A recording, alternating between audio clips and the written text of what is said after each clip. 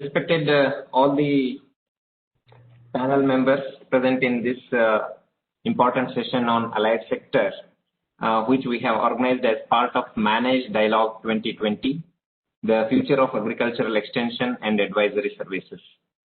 We are very happy to have the esteemed presence of distinguished extension professionals representing the allied sector situation from the whole of the country. I am very happy to introduce all the distinguished extension professionals in this particular important panel discussion on the allied sector extension. First of all, I would like to take this opportunity to welcome and also to briefly introduce the esteemed speaker of the day, Professor and Dr. Vishnu Sharma, Vice Chancellor, Honorable Vice Chancellor, Rajasthan University of Veterinary and Animal Science, Bikaner. Sir, you also have been held the positions of Vice Chancellors of SK Rajasthan Agriculture University, Bikaner, and Jai Narayan Vyas University, Jodhpur.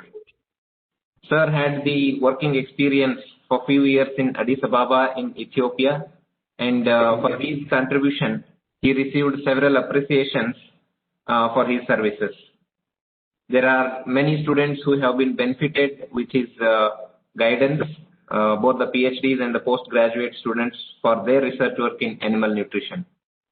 Sir has served as a member of Rajasthan Livestock Policy Formulation Committee, member of Animal Husbandry Vision 2025 in Rajasthan, consultant to the Rajasthan Go Seva Ayog, Government of Rajasthan, member of state level core subgroup for animal husbandry, the planning body of the state constituted by the Planning Department, Government of Rajasthan, Jaipur.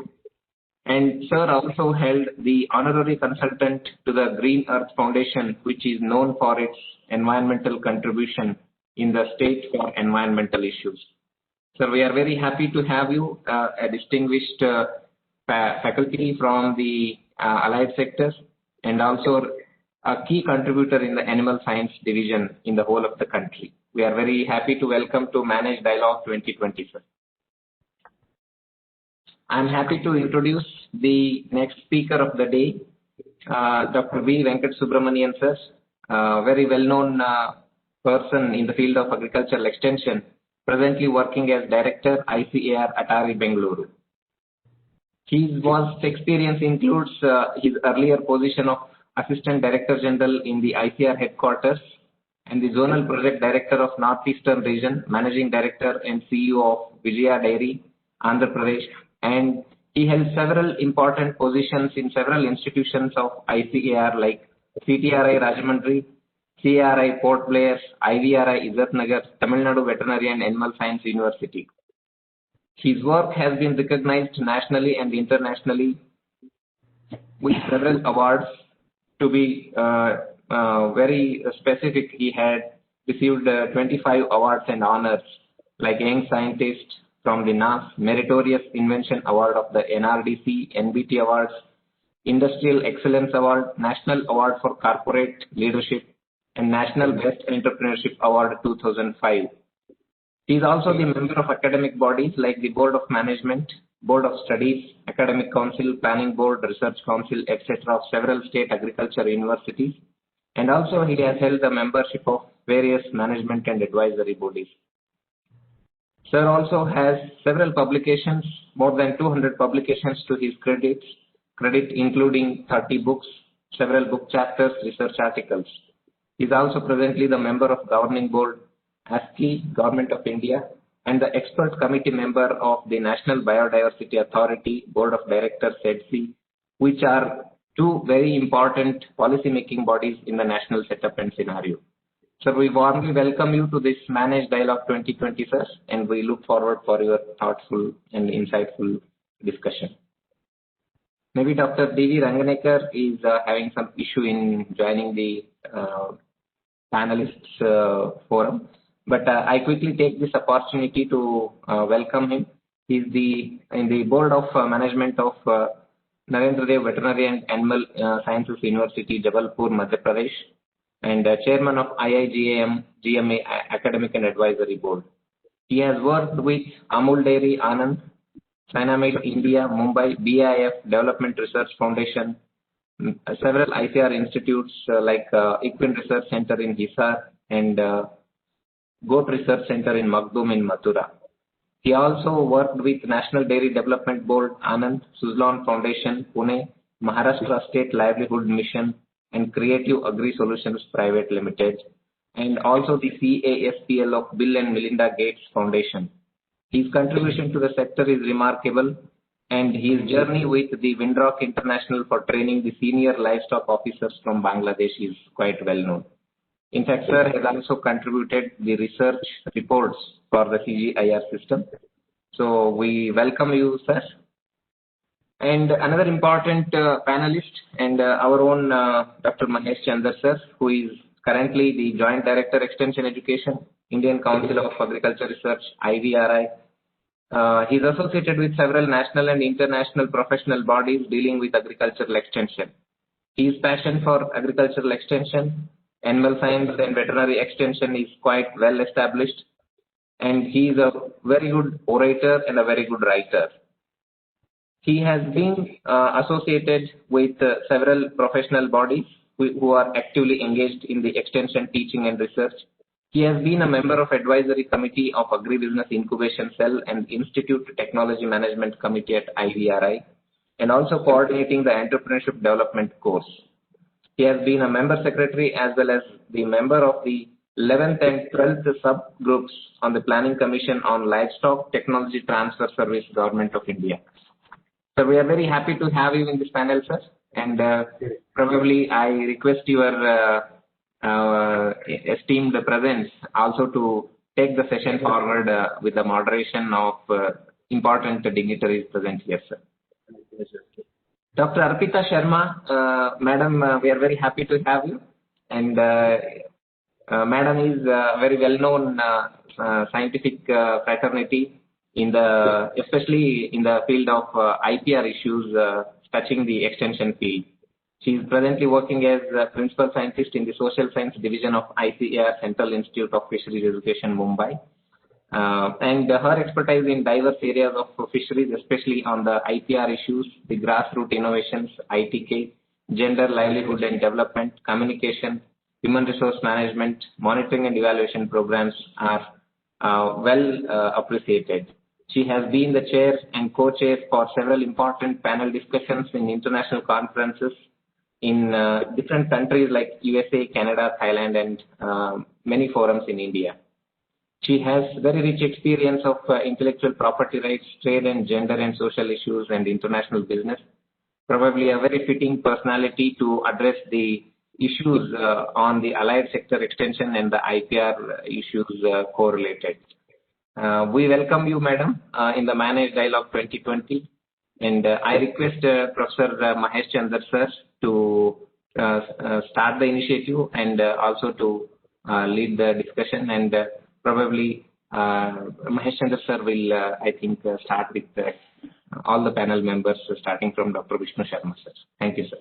Thank you, Dr. Mahantes. It's my pleasure to be here today. I'm grateful to Mahesh for giving me this responsibility to talk today.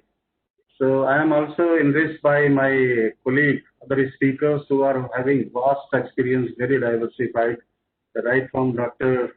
Vishnu Sharma to Dr. Ragnekar, and Dr. Arpita, our own Venkata Subramaniam. He has been at various places, at different places in ICR, and has contributed immensely. So it's Dr. Ragnekar completed PhD even before I was born. Such a senior people over 80 years, you can rightly say that he's a grand young man of this profession. So he did PhD from IVRI itself and animal nutrition in the various organizations he served as a practitioner, Bay, Family Dairy and several dairies, lot of experience. So often we receive emails from him, long emails discussing some technical. Often we are confined to individual-based discussions, but he is issue-based person who always speaks about, asks our opinion, what we feel about this issue. So Dr. Vishnu Sharma, of course, so I think that among the young who are the Vice Chancellor heading the veterinary university, so he is having also a lot of experience abroad as well as within the country and having experience from several committees. Dr. Arpita also, it is chicken fisheries, allied. Sometimes I wonder, some people don't like this word using allied. You say we are not less important.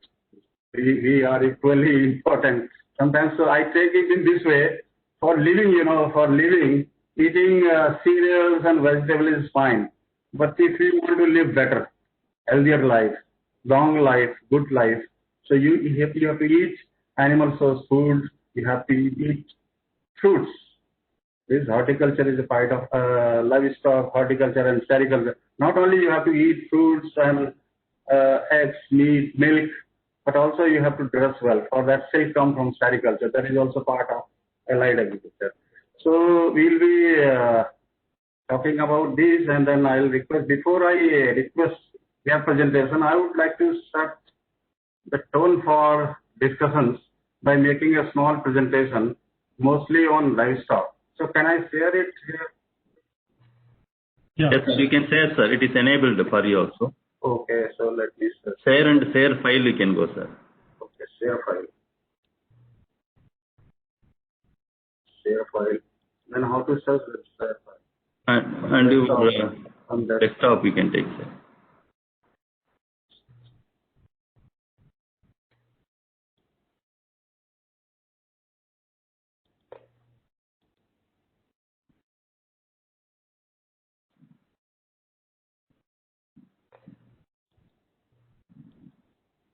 If it is not coming, we can share from our side also, sir, if it is difficult to locate there. So you say that they can't view the content.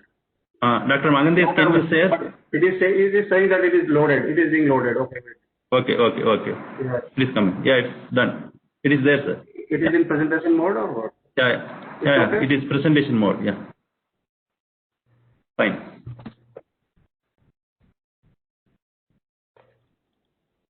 Maybe shifting may be a problem.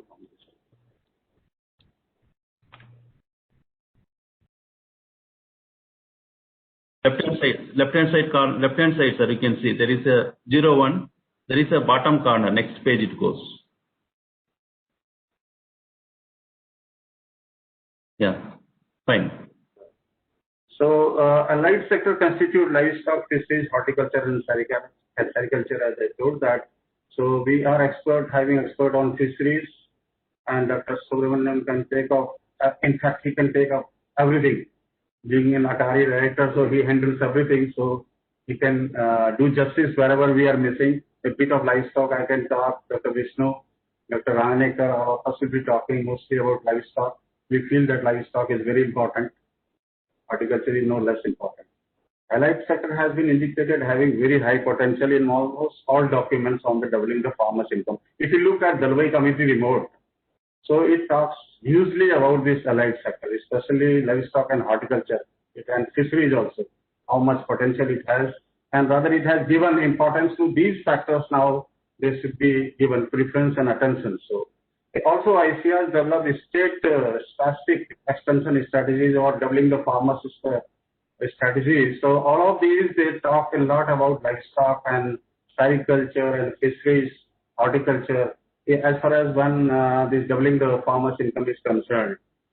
So many committees, including NITI Aayog, has observed extension in allied sector is weak. You take any document, even this 5-year plan, this subgroups on extension, they have said, and they went to the extent of having a separate subgroup on livestock since 10th of that plan onwards, because they thought that it is very important. So we have to have separate from agriculture extension. They created an animal husbandry extension subgroup to give attention to this factor. So what we feel, what we have realized is, looking at all these reports, is funds, manpower, and infrastructure like vehicles, audiovisual aids, and this kind of they are not available there. So extension to carry out extension activity. Some veterinary universities I have seen, they are having at least a well-equipped van to take up extension activities or animal husbandry extension or veterinary service even. So but that in many universities it is not there. So just to be effective, it is required. And also we have seen the State Department of Animal Husbandry are allocating very little budget for extension. In our study, we found 1 to 3%. Generally, it is less than 1% they are spending on extension. Also, at the central government level, spending on extension is very big. Whatsoever they are allocating, also that is not being spent. I saw in the 11th plan, they sanctioned 15 crore rupees. I was member of that committee. And then 15 crore, we asked for 250 crore rupees for 5 years for extension activities across the country. They allocated only 15%. And what we saw at the end of the 5-year plan, only 1,000 rupees was spent. That they might have organized some meeting at some place and that money remained unspent. It means that there was no program the state did not come forward to spend the money to use. So that is the state of affairs as far as allocation and spending of money in animal husbandry extension is concerned. Available staff lacks capacity to meet new demands coming from farmers and other actors in value chains. So that is another issue. In one of the rapid survey recently, I saw that 54% of the staff, they were saying that they are lacking in capacity. And also, if you look at the capacity related to new dimensions in extension like market-led extension, yesterday the DDG extension was telling, it is over 90% of the extension functionaries were lacking capacities in market-led extension. So it means there is no awareness. Actually, we are living in the age where market-oriented extension is required. So that is also this slide is moving forward without I complete it. So if another side, what is happening, if you look at the consumption of the animal source food is so poor. There are per capita availability is over 300 eggs per year, for example, in Andhra Pradesh. It is just 13 eggs in UP. In my own state, 13 eggs and over 346 eggs for availability. You see, huge regional variations. Within the states also there are variation as far as meat as consumption is there. In case of milk, availability is now as per ICMR recommendation is so fine. But if you look at regional variations, it is huge variations are there. Also meat, per capita availability is right now only 4 kg per person per year, whereas 11 kg is required. So that speaks about the opportunity, huge opportunity. Just we have to work so that availability improves. Affordability also need to be improved, and consumer also need to be made aware why it is important to consume animal source foods or fruits even. So then entrepreneur now to remedy, as a remedy, entrepreneurship is being talked about, startups, value addition, minimizing post-harvest losses by efficient processing are some of the interventions being talked about in many extension programs. So there are huge extension infrastructure we are having by organization. If you look at Ministry of Agriculture and Farmers Welfare, then ICR is there, State Department of Animal Husbandry, there KVKs are there, so many now private players are also there, cooperatives, mass media, and different ways we are trying to. But in National Sample Survey Office in 2005 reported that only 5% households access any information on animal husbandry against 40% farm households accessing information on crops. Somebody would say that this is old data. But what I believe that this is such a vast gap. Even in these years, this gap might not have been filled so much. So it means that there is a lot of scope even now to change the situation. Slides are not shifting, it seems something. So this is actually, these are some of the random slides I have put in just to give you some idea about.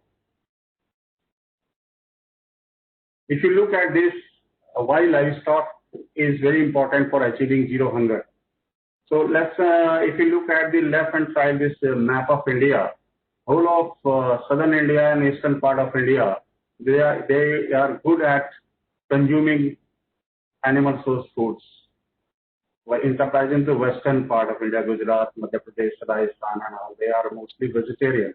But even those who are consuming, they are consumers traditionally of animal source food, availability is very less. For example, 180 eggs per annum is required for a healthy living, so only 79 eggs per annum is required. even less than the half availability. So also meat. So what is happening as a consequence? There is under 5 stunting is there, wasting, and prevalence of anemia, especially among more than 50% of the pregnant women, they suffer from anemia. Most of these ailments can be overcome. These problems, health problems can be overcome if we can ensure sufficient quantity of animal source food for the consumers. So, but that is what is lacking. So it is lacking because of the feed fodder situation also. This is not sufficient for the livestock. And also again we say that extension is weak, that we are not able to ensure feed and fodder also. So then we are doing this kind of, some kind of extension activities are being taken up to remedy the situation. So groups are there, and progressive farmers can complement extension efforts. This was many of organizations, they are trying to do that by inducting this progressive farmers into. There is some problem in shifting. So then capacity building is also required. For example, organic certification. What is happening? I will tell you. Suppose a veterinary officer is approached by a progressive farmer that he wants to switch over to organic production, organic agriculture or organic livestock. So what that veterinary officer is generally saying, or extension functionary for that matter, he says that don't do it. The farmer asks, sir, I am saying that I want to switch over to organic. You tell me how to do it. Extension functionary is telling don't do it. So I ask, do you know it? So that person doesn't know it. So this is what. So now slowly demand is coming for livestock certification for organic. For example, last year I trained Rajasthan Organic Certification Agency inspectors, training for it. Who will do it? If we are not doing, extension people are not doing, who is going to do it? Like Aditi Certification from Bangalore, they requested our help, and I went there, trained their inspectors, those who are going to inspect or certify organic livestock units. That is the emerging demand, and for that there is no capacity among extension people. So likewise, new breed of farmers are coming in. You see, this is a farmer. He is going for organic milk production. He is being helped by ICR NARM Agribusiness Incubator. So do we have this kind of incubator to support this kind of emerging farmers? These farmers, thanks to internet, are very much aware now. It is very difficult to discuss with these people because a lot of, just like doctors are facing problem. We are approaching to doctor, telling many things to doctor. So doctor scratches his head whether he is doctor or we are doctor. Likewise, these farmers have become very intelligent because of this thing. So it's a challenge before extension functionaries how to meet their demand. So you see this part, Srikanth Mannan from outskirts of Hyderabad, he has developed a poster also, Saro Organic Milk, and has acquired a lot of information. So in order to have a dedicated, to cater to the needs of the dedicated consumers who approach him for a good quality milk. So likewise, you see this kind of what is happening abroad, say for example in Korea, livestock units for organic holdings. So we need capacities in this area. Just I am giving example of organic. So there could be some other areas also where we need capacities, improved capacities, so that we can meet the requirements of the farmers. So this kind of a market scenario, are you? We have to ask ourselves: are we ready for this kind of development? Original Ayurveda bio ghee. Who is going to give technical advice on these matters to farmers? Do we have capacity to cater to the needs of this packaged milk, for example, in Tetra Packs, for the qualities for shelf-life improved? So this kind of a market, packed chicken, organic certified chicken acts. So then the entrepreneurship development programs are being talked about. RKVI Raftar manages also having. We also have this program. So we are having some program, Samriddhi and Navodaya. Government has provided funds to give grants to enterprising people. So we are supporting. Last year, 13 farmers have supported. Entrepreneurship development program, thanks to the that one that now we are having that entrepreneurship course at the UG level in veterinary.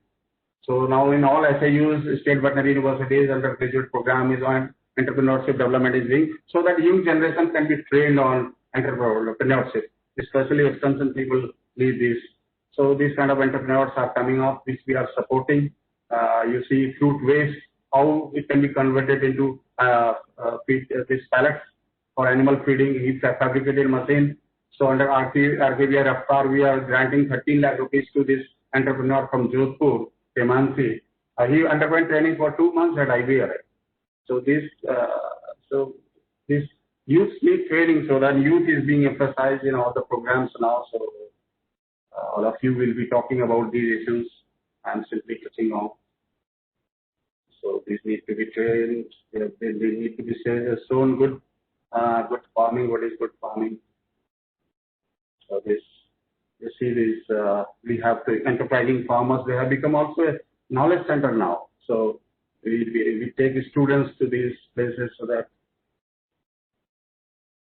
So you see this young couple. So if any extension functionary talk with these people, they are not veterinarians.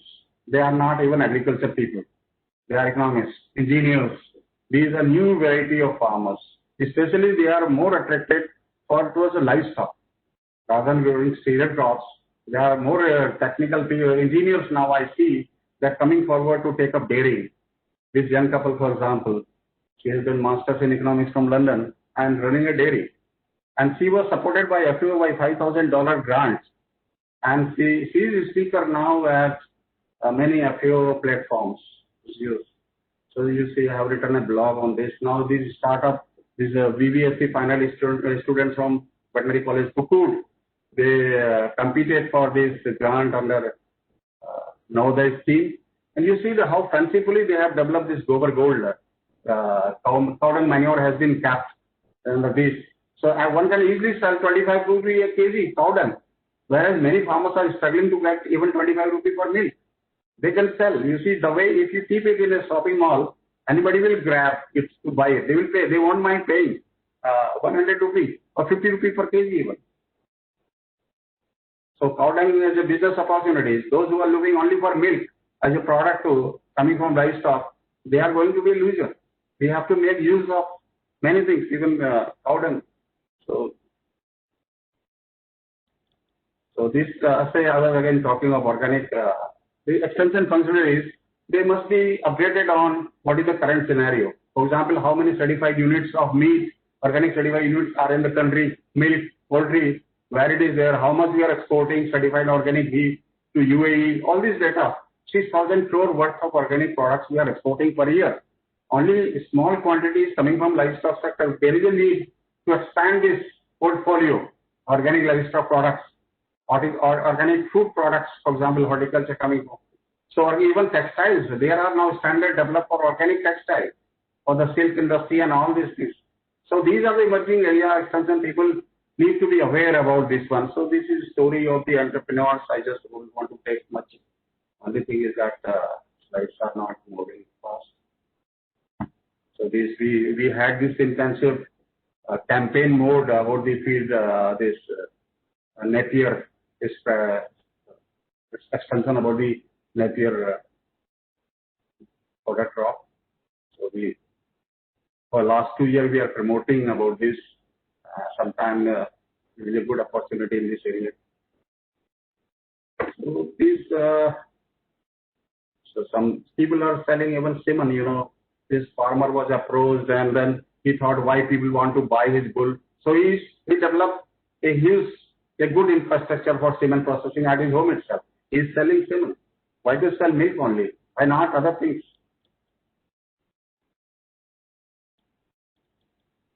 So now think global, act local. So what is happening internationally? They are much ahead than us on many aspects. Maybe we are also much ahead than them in many aspects. So right now, what I will give you in that example. Sometimes we feel that Western countries are so developed, they know everything. But I have seen in case of organic, I will give again example. So they are now talking how to keep calf together with cow under organic systems. This has been a traditional practice in our country. Now they are learning that thing. So you see this also reverse thing. Also they can learn something from us. Say for example, this is a cheese, 2 years old mature cheese from a certified dairy unit.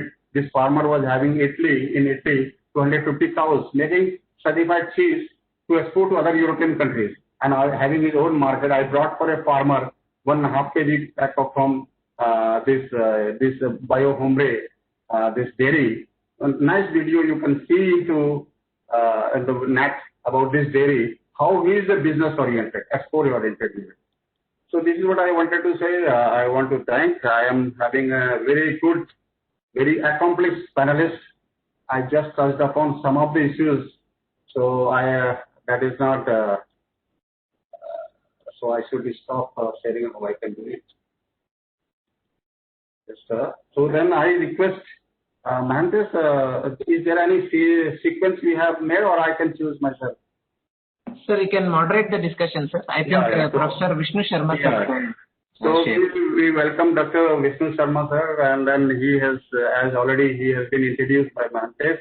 So sir, I would like to we would like to hear from you, your views on this allied sector, especially from the academic perspective and fields perspective. In Rajasthan, we have heard a lot about extension centers at district level, and university also having regional centers. So we would like to hear all about all these developments, and also we can have questions later on.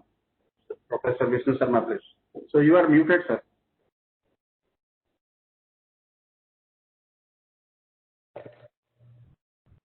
Okay. Okay, I am audible? Yes, you are.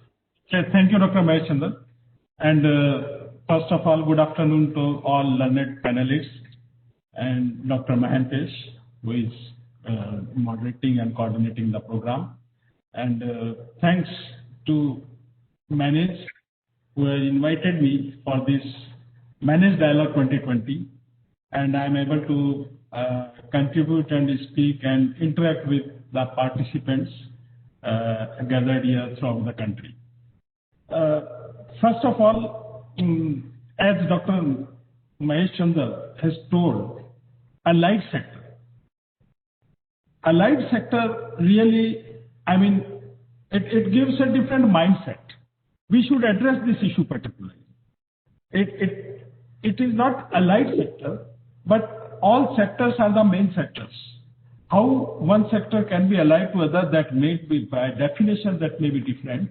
But as far as the extension activities requires to address, they should focus as the main sector.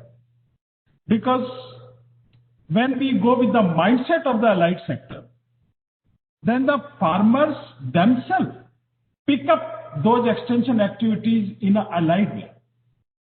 And if we will focus with the full sector or the full mindset or the complete different scenario, then the farmers will pick up that sector, that advice in a different way. One thing.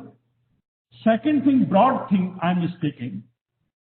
We are now going and learning and addressing the extension. Extension gives a little bit of impression that we are reaching to the farmer, pursuing to the farmer, convincing the farmer to adopt the techniques and technologies. Whereas what gap we have to bridge in times to come. We have to bridge the gap that the word should be replaced by the consultancy, where the farmer will come automatically to the specialist and to the consultant to seek the advice so that that can be benefited. You follow my point? So those are the gaps broadly, policy-wise, planning-wise, we have to address in the long run so that our extension system, what we are calling it, can change radically for the way for which we are talking today. So those are the fundamental changes are required gradually with allowing with our capacities, and then we will able to start up new tweaks. For university, Rajasthan University of Veterinary and Animal Science is one university in the state of Rajasthan. There are 6 universities, 5 agriculture universities and 1 veterinary universities. But this veterinary university is having the pan-Rajasthan presence. The jurisdiction area is whole of the Rajasthan.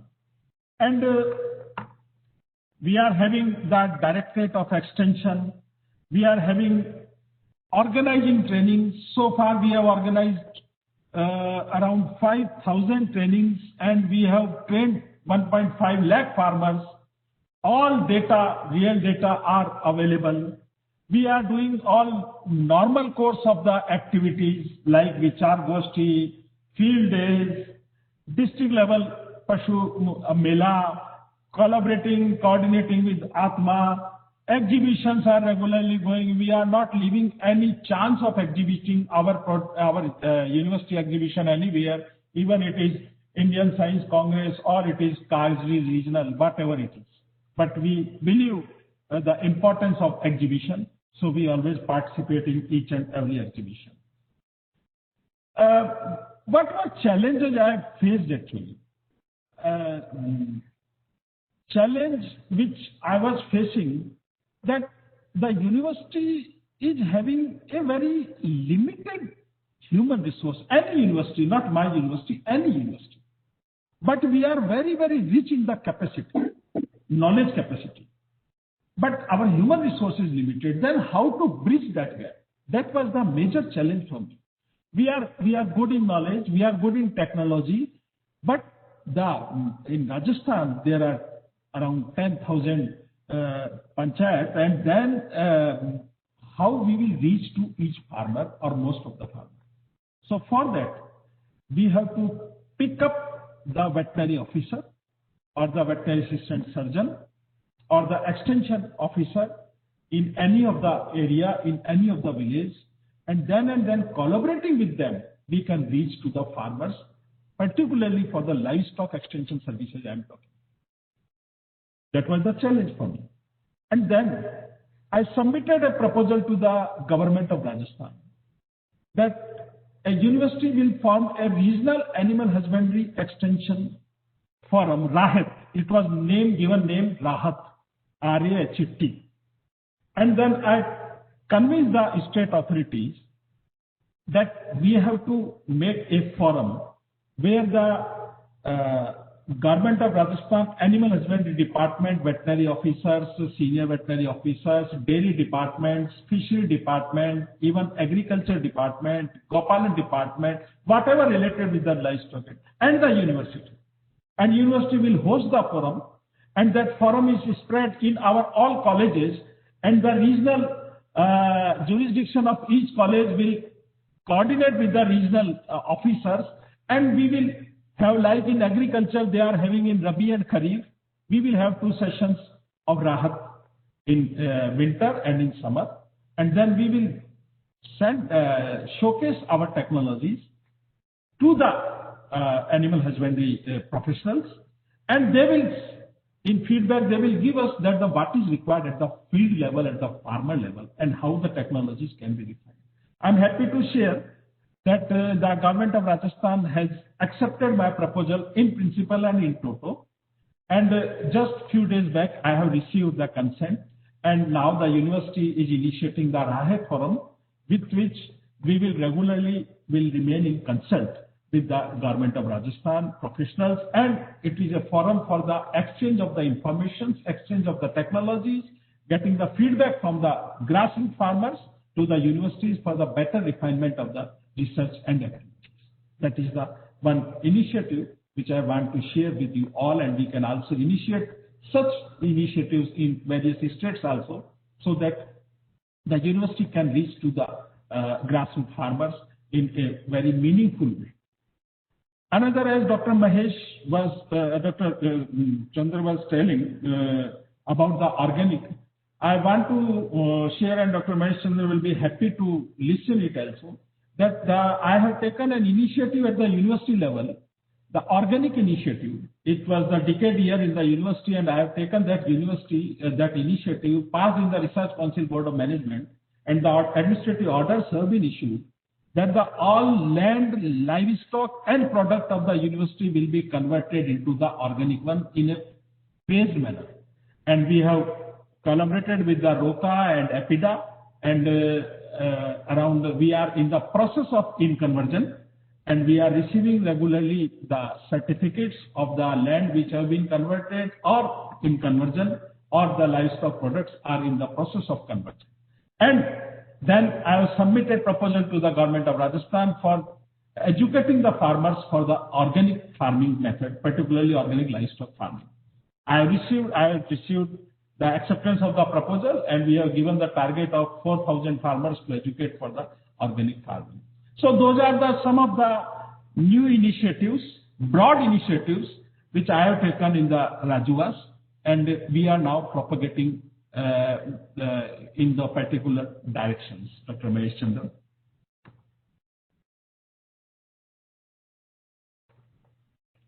Yeah, Dr. Mahesh Chandra, should I continue or? You can speak still further. Say, for example, you can talk about during COVID-19. During COVID-19, did you have some kind of special services for farmers, some kind of a novel or innovative practice program you did during COVID? Those were the broad initiatives I have taken, the university has taken, and I was also thinking, because university was not having any RKY Raftar program for some of the region, we could not apply that time earlier and we could not receive. So I have hypothesized LifeCell, livestock, innovation, knowledge, entrepreneurship skill cell. And that proposal we have started in all colleges, LifeCell, L-I-K-E-S, with the name of the lights. And then I submitted that proposal to the ICAR. I received the grant of 2 crore rupees for the 2 colleges, and third college grant is on the way now, is coming. So factually we have received the grant for 1 crore for each college for the Rahat cell, and that cell has converted into now center with the grant of the ICAR. In that Rahat center, we are now doing the same way which we are doing under the RKY Raftar. We are now inviting the ideas of the students, now incubate the ideas of those students, and then we will collaborate them, or we will link up with the entrepreneurs or the industrialists, where they can do some of the internship programs, or they can define their research material. So in extension there are, challenges. It is not only the extension which was 20 years back, when we have to go to the farmers and do the field day program or the demonstration program and then convincing farmer to adopt. The extension services has completely changed in the present era. It's going for the consultancy to the industrialists. It's going for the development of the students as an entrepreneur. These are all are coming under the extension scenario. And I'm happy to share that our university is taking those initiatives, and I'm just sharing those things here also, so that we can also replicate those ideas at other places also. It's not necessary that funds are required. Without funds also we can do. The university is doing 24-hour helpline service for the farmers. 24-hour helpline number we are having. And on this 24-hour helpline number, almost 50,000 odd number of farmers are regularly, every year, are interacting, sometimes 40,000, sometimes 50, 60,000.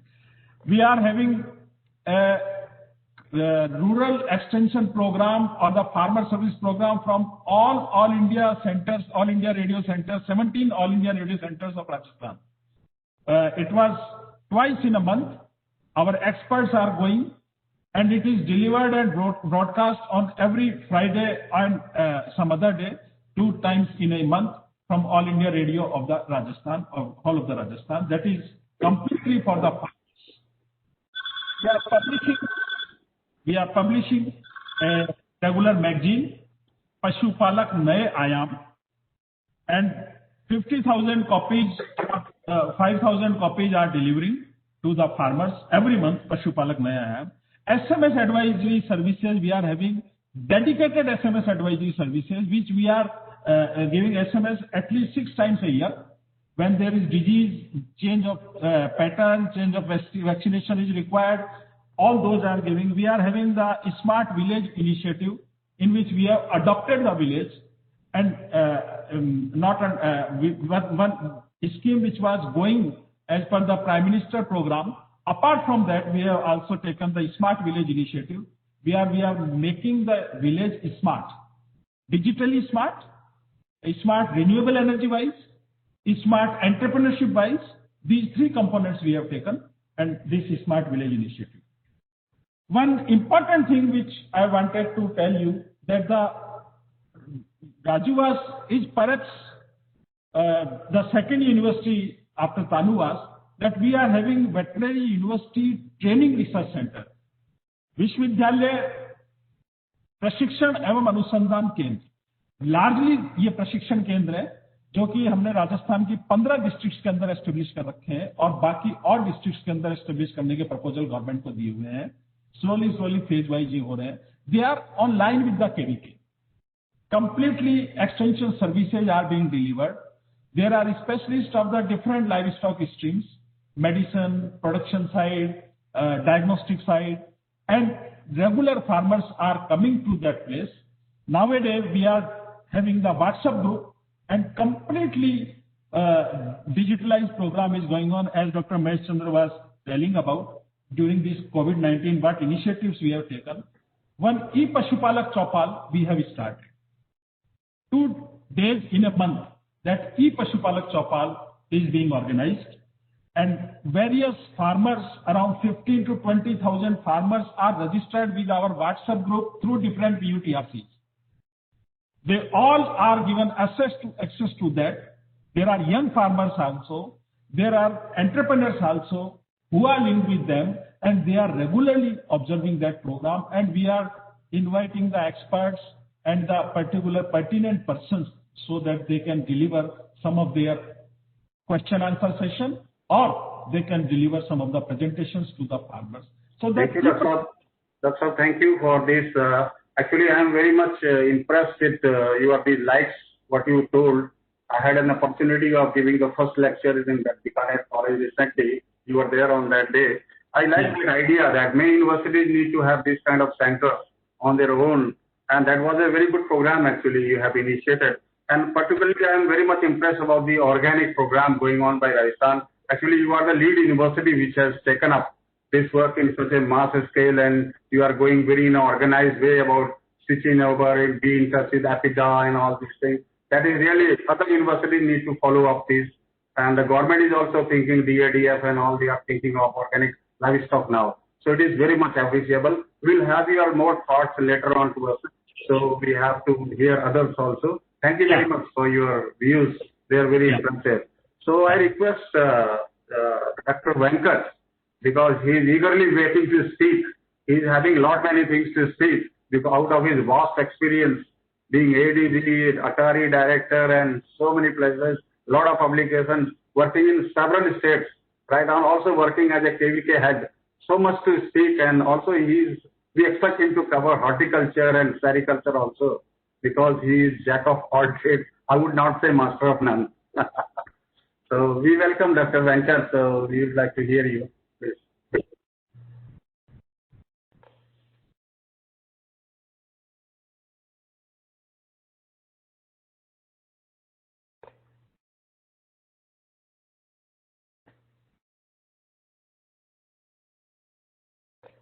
you are not audible. We are not able to mute it. It's not muted, I think. Mahantes, are you hearing? Is the problem? No, we are not hearing, sir. Sir, voice is not coming. Are you hearing me? Hello? Are you hearing me? Now it's okay. No, Ranganekar sir is talking. That is Ranganekar sir, not the Venkata Balasubramanian. Ranganekar, we can request later on. So Dr. Venkat. Maybe mic is mute, sir. What, sir? We are not hearing. Volume we may increase, sir. Better to increase volume. While starting, we were hearing, sir. Venkata Subramanian, sir. Now, just this time, we are not getting. We are not getting, sir.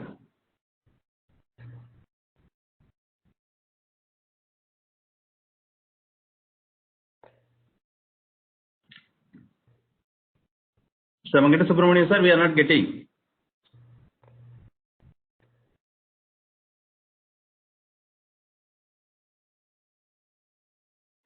No, sir. No voice, sir. No voice. Totally it is not coming, sir.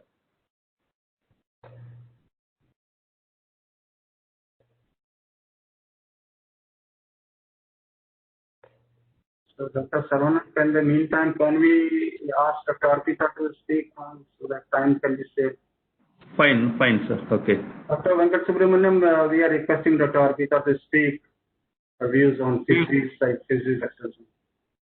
We will come back to you, sir. Kindly Yeah, check. please. The mic is not coming, sir. Dr. Arpita, please. Yeah, thank you. Good afternoon, all. Am I audible enough? Yes. Right, ma'am. Yeah, thank you very much. Good afternoon, all. I would like to start my talk with thanks to the organizers, Dr. Saravanan Raj, for organizing such an important program on dialogue on future of agriculture extension and advisory services. And thank you to Dr. Mahesh for taking the lead for the allied sector extension. My talk today focuses on the objective of the dialogue, which is approaches and challenges faced by fisheries extension systems in India. And the aim of fisheries extension, like any other extension system, be it agriculture, veterinary, home science, or forestry, it deals with the overall development of the people associated with fisheries through the process of education and improving the methods and techniques of production and standard of living of the people. Importance of fisheries sector is well known to all of us, as it is an excellent and affordable and a rich source of animal protein and has a potential of mitigating hunger and malnutrition. In addition, it provides employment, income, foreign exchange, is a rich source of indigenous technical knowledge, biodiversity, and provides livelihoods to about 16 million people at primary level, almost twice to others in the value chain as well. And it has immense potential as a traditional activity and as a commercial enterprise also. Globally also, fish production has been increasing to about 178.5 million tons. Capture fisheries was 96.4 million tons. Aquaculture was 82.1. And world per capita fish consumption has been growing. And from 9 kg in 1961, it has risen up to 20.5 kg in 2018. This is about the world consumption. And India's consumption is quite less. So it is growing at about 1.5% rate per year. Talking about India, fisheries has shown a spectacular growth. So 0.75 million tons was the production in 1950s. Now it is 13.758 million tons in 2019. And in marine, 3.71 and inland is 9.71 million tons. The GDP share of the fisheries sector was 0.40 in 50-51. Now it is 1.03% in 2018-19. It has contributed rupees 1,75,573 crores to the GDP, and it accounts for about 6.58% share in the agricultural GDP. Export quantity has increased to 13.93 lakh metric tons. It is valued to about rupees 46,589 crores. Now India is a leading seafood exporting nation, and the marine exports were 5% of the total exports of India. The total fisheries potential is 22.31, and in marine only 71% potential has been harnessed, and in inland sector only 58% of the potential has been harnessed. Now in the recent trend is more towards aquaculture, especially freshwater aquaculture and brackish water aquaculture, and it is contributing to 6.2 million tons from 1.9, it has gone to 6.2 million tons. There are concerns about disease, high input costs, environment, etc., but this is growing at a tremendous speed. In marine sector, there is stagnation. 3 sectors are there in marine. If you see, mechanized boats, mechanized and motorized and traditional. Mechanized is contributing to about 75% of the total production. Motorized is contributing to 23%, and traditional contributes to 2% of the production. But in this sector, especially the traditional and the small scale fishers, a number of people are there in the sector, and these artisanal fishers have a socioeconomic backward background, and they are poor artisanal and poor small scale fishers, and a number of people are involved in this. Even though stagnation is there in marine, the dependency of people in this sector for livelihood is increasing. And so the alternative livelihood opportunities are also increasing, especially in mariculture. It has a potential of about 8 million tons. The mariculture has a potential, but at present, the production is quite less. The rapid growth in culture fisheries, freshwater as well as brackish water, and now in saline, there is a tremendous growth, but disease is a concern, and about the environment also. In marine, we have concerns about management and regulation, whereas in inland, we have different issues, and post-harvest value chain and markets is another issue, in other sectors. India is blessed with rich and diverse water resources, and every state is unique. We have sea, lake, pond, river, tank, reservoir, saline, alkaline waters, and 10% of the biodiversity, global biodiversity in shellfish and fish is there in India. We have unutilized as well as underutilized water bodies in different states. So this sector has a great potential. So if you see fisheries sector, you may say it like a fisheries sector, but there are different segments within the fisheries.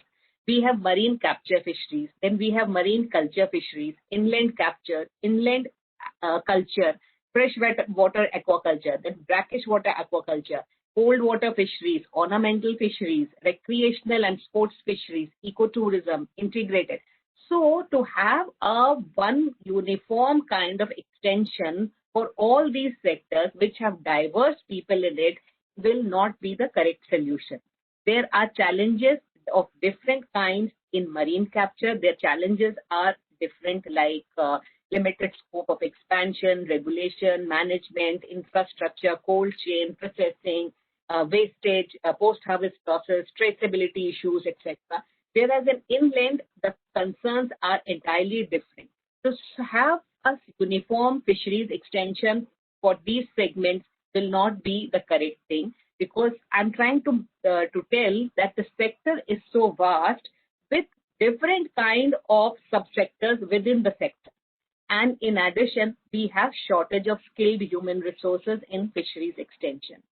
The fisheries experts of our country have made strategies, and they have developed the strategies for each sector. Marine sector, there are different strategies. Mariculture, there are different strategies. Already strategies are in place, and experts have worked on it with reference to all the sectors. Now we have a scenario which is stagnating marine fisheries production on one hand, and high potential of aquaculture, reservoir fisheries, freshwater fisheries, and brackish water fisheries.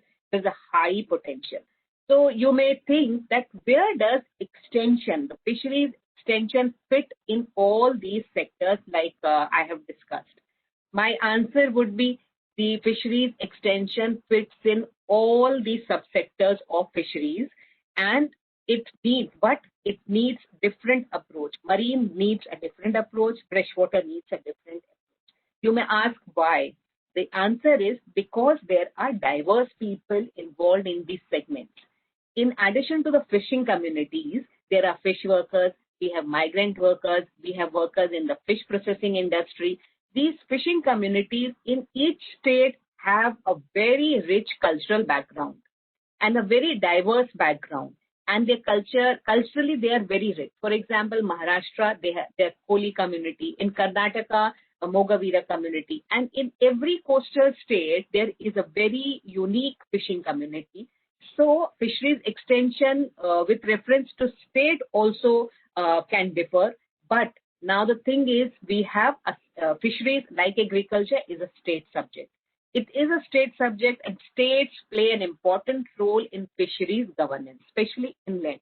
Inland is managed by state government. Marine waters, especially the coastal waters, they are shared between states, union territories, and central government also play an important role. So there is a close collaboration between state and the center is needed in this sector.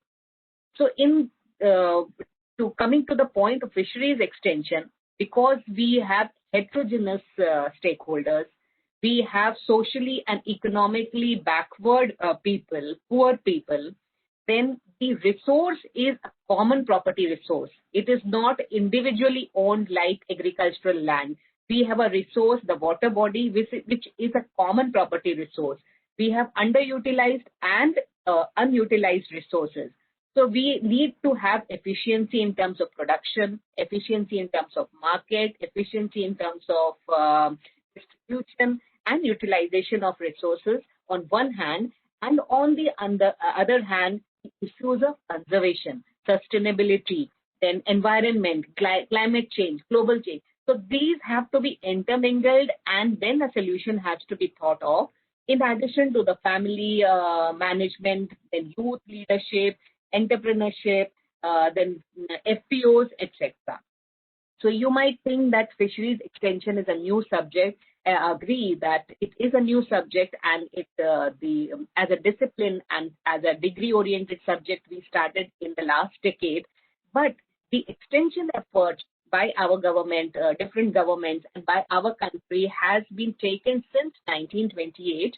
Since 1928, I will not go in detail about the history, but Royal Commission on Agriculture started, pointed out that not much was being done for the fisheries development in 1920. Then in Grow More Food campaign, fisheries was given importance. Then in 1947, the Institute SIFRI, which is there in Barakpur, Institute of Training Center was formed, and now it is ICR organization SIFRI. And in 1971, AICRP 72 Marine Products Export Development Agency was formed.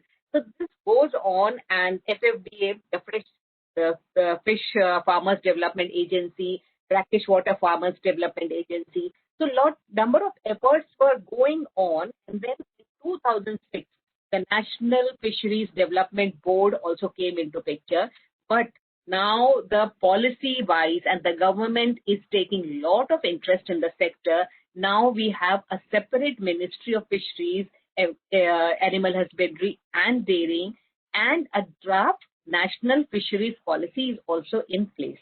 If you see policy-wise, and it is very encouraging time, it is a very promising time, and government has recognized the sector, its potential, and emphasis is a lot of emphasis is there on all the subsectors, especially aquaculture and the emerging areas like cage culture or recirculatory aquaculture systems, and the new technologies like biofloc, quality seed production, value chain development. Lot of funds also have been given under this fisheries sector with an aim of environmental sustainability, BMPs, best management practices, processing, shipping, etc.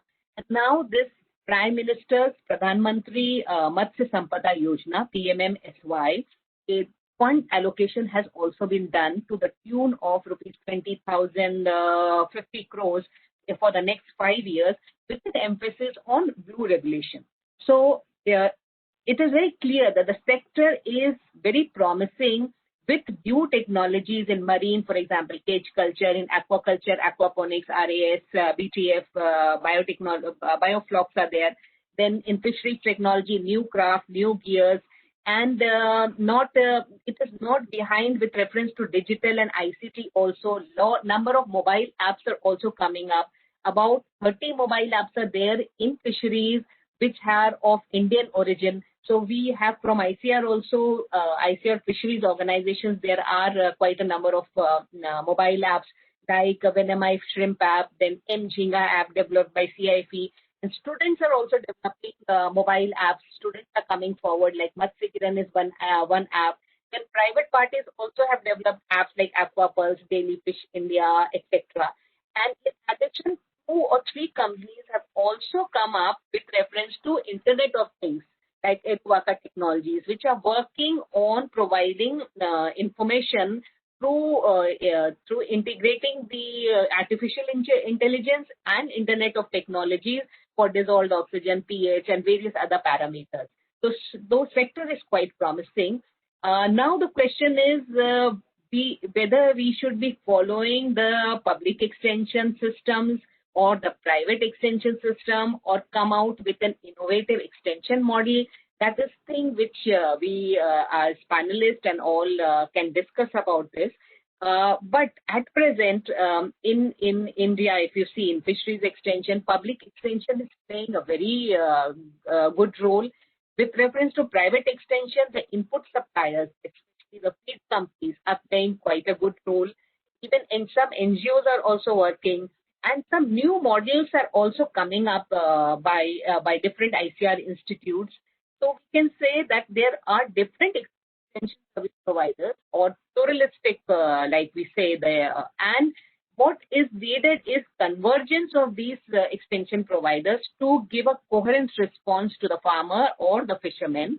And in addition to that, co-management approach is one approach which has been tried in fisheries. In co-management, what I mean is it's a shared decision making within the government and the fish farmers, and then trickle-down system with the result demonstration farmers and fellow fish farmers.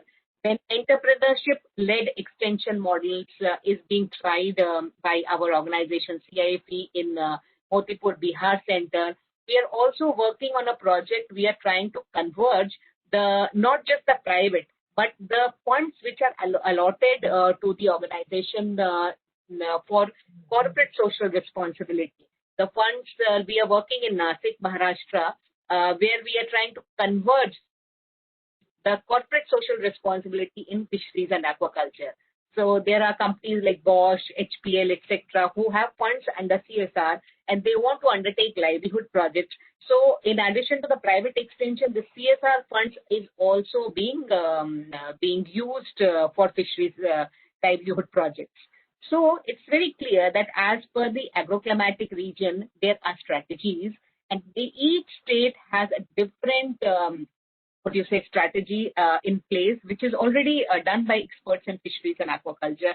For example, Western Himalaya, Jammu and Kashmir, or Himachal Pradesh, etc., will need a very different kind of extension approach because their fisheries is mostly cold water fisheries or small reservoirs or angling and sports fisheries, ecotourism. Whereas the coastal states will need a different kind of strategy with reference to that. But the thing is how to do that. We have shortage of human resources in fisheries extension. And if you see, like in one paper, our team has worked, and students, and Dr. Ojha is also, our HOD is also there as one of the attendees. He has developed a roadmap.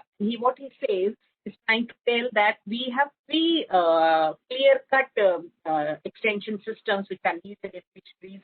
The first is production, then we have market, and then we have environment. So in production, we have to think about aquaculture, marine, responsible fisheries, disease, then underutilized and utilized, less utilized water bodies. Whereas in market, we have fish market, fish processing, value addition, etc. In environment, it is about sustainable climate change, ecosystem health, etc. So extension is very clear that in fisheries sector, extension is needed. Now the fisheries has different subsectors. So what should be the approach for each sector? And each sector has to be seen with a very different approach because of the scale. Some sectors are only for export. Some sectors are for livelihood generation. With this inadequate extension staff and inadequate financials, inadequate infrastructure, how do we approach to achieve sustainable solutions? Public extension is their focus in fisheries is more on regulation. It is more of a regulatory body, leasing rights, or maybe subsidies for trawlers and infrastructure. In the public extension does transfer of technology, but it is more of a subsidy based. Now the private extension is there. It is more of aquapreneurship and business model. Like one of the, I think Dr. Devedi is writing on the message chat that private extension is more toward a profit motive. So the thing is, but private extension is coming has come into fisheries, and they have a very business model like feed companies. They are providing a lot of consultancies to the farmers, but they have an agenda to sell the feed to the farmer. So that also can be debated, but private extension is a big thing, and aquapreneurship and business models are there. And in addition, some NGOs are working. The challenge is how we converge all these stakeholders, providers, extension service providers, and come out with a solution which is coherent as a convergence. So in short, towards the end, I would like to say that this sector is very promising. It has a very enabling policy environment with a separate fisheries ministry now. Fund allocation with reference to PMMSY is there. We have Sagarmala project for infrastructure development. We have Mudra for finance. And we have a draft national fisheries policy in public domain. So by overcoming the challenges of public extension and the strengths of the public extensions systems and strength of the private extension system, we can converge and take this sector ahead, because this sector has got, like in the beginning, like I told Excuse me, ma'am. Thank you for your excellent overview of the fisheries extension sector. So, just we'll have your views later on, because we have to give the chance to other speakers. But I would like to hear from you about the few women extension professionals in general are there, women participation and all. I want a brief, your views briefly on this aspect. Women extension professionals, there are only few, and what should be done in this regard, because women extension function is one of the issues, women's participation into fisheries or in general. Being a woman, we would like to hear from you.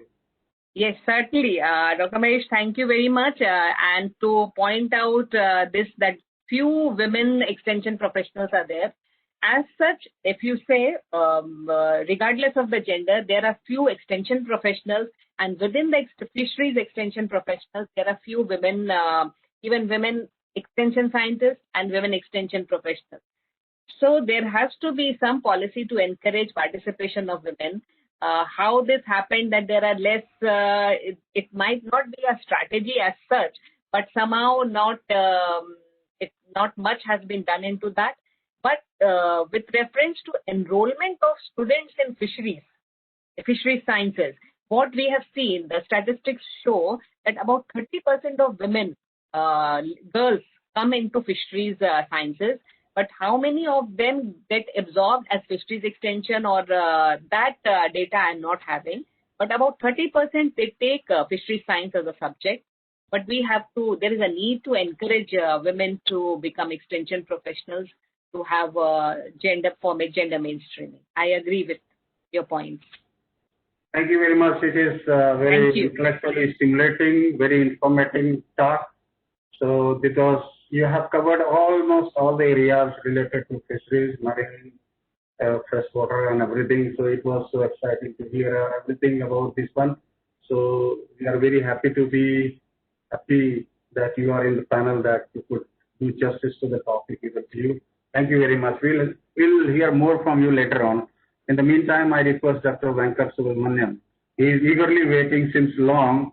Maybe he's thinking, sir, you are thinking we are a bit academic type of people. Myself, Dr. Arpita, Dr. Vishnu, though we are doing something, but you are coming from an organization where you have to deal through KVKs, where they are directly in contact with farmers. So we are eagerly waiting to hear you. Thank you, sir. Are you hearing now, sir? Yes, we are hearing you well. Good afternoon, and it's my pleasure to join with all of you. And there was an inconvenience to me, and we rectified it. And to start with a formal respect to our D.V. Ranganekar sir and our senior colleague Dr. Vishnu Sharma and the organizer Dr. Magesh Chand and our manager Saravanan, who was with me in the northeastern region, and Dr. Arpita Sharma and all other colleagues who have joined in this dialogue. It's really a good initiative, and it's a need of the hour. And I go by the guidelines given to me, and to take the lead from Dr. Arpita Sharma, today morning we had a virtual meeting with our DDG that we got an information and action point from Fisheries Ministry that we have to educate 10 lakh fisheries farmers by just conducting webinars to make them aware of different technologies and different policies and different programs of government. My question I asked was, where are the 10 lakh farmers, fisheries, that is fishermen, whether 10 lakh fishermen were available in our country or not. Taking into the sector, like what she told in cold water fisheries and can say various aquaculture sector, we have to now group this 10 lakh farmers. So it's just a preamble.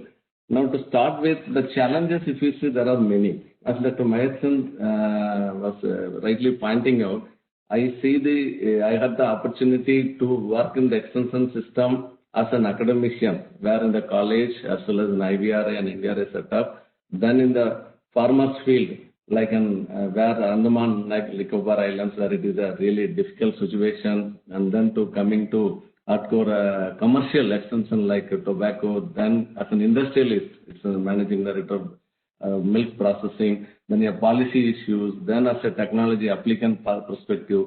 So all this experience I would like to share some few points. You see the challenges, really we are all now, there are 4 M's we can say. One is monsoon, next is market, then money lender and multinational. Now it is added is COVID, like disaster management and the challenges due to natural calamity and such biological diseases which is devastating our humankind as well as that is having a say in the farming community. You know all that farm holes are sinking. Now the animal husbandry or horticulture or fisheries extension has to take care of all these challenges like production cost is rising, resource drain from farming, water crisis, then loss of biodiversity, increase in biotic and abiotic pressures, and slow pace of diversification, high post-harvest loss, as high as 25%, then energy availability and cost, inadequate markets, and climate change issues. So with this small background, if we see, there are 5 J's we used to always deal with, that is Jameen.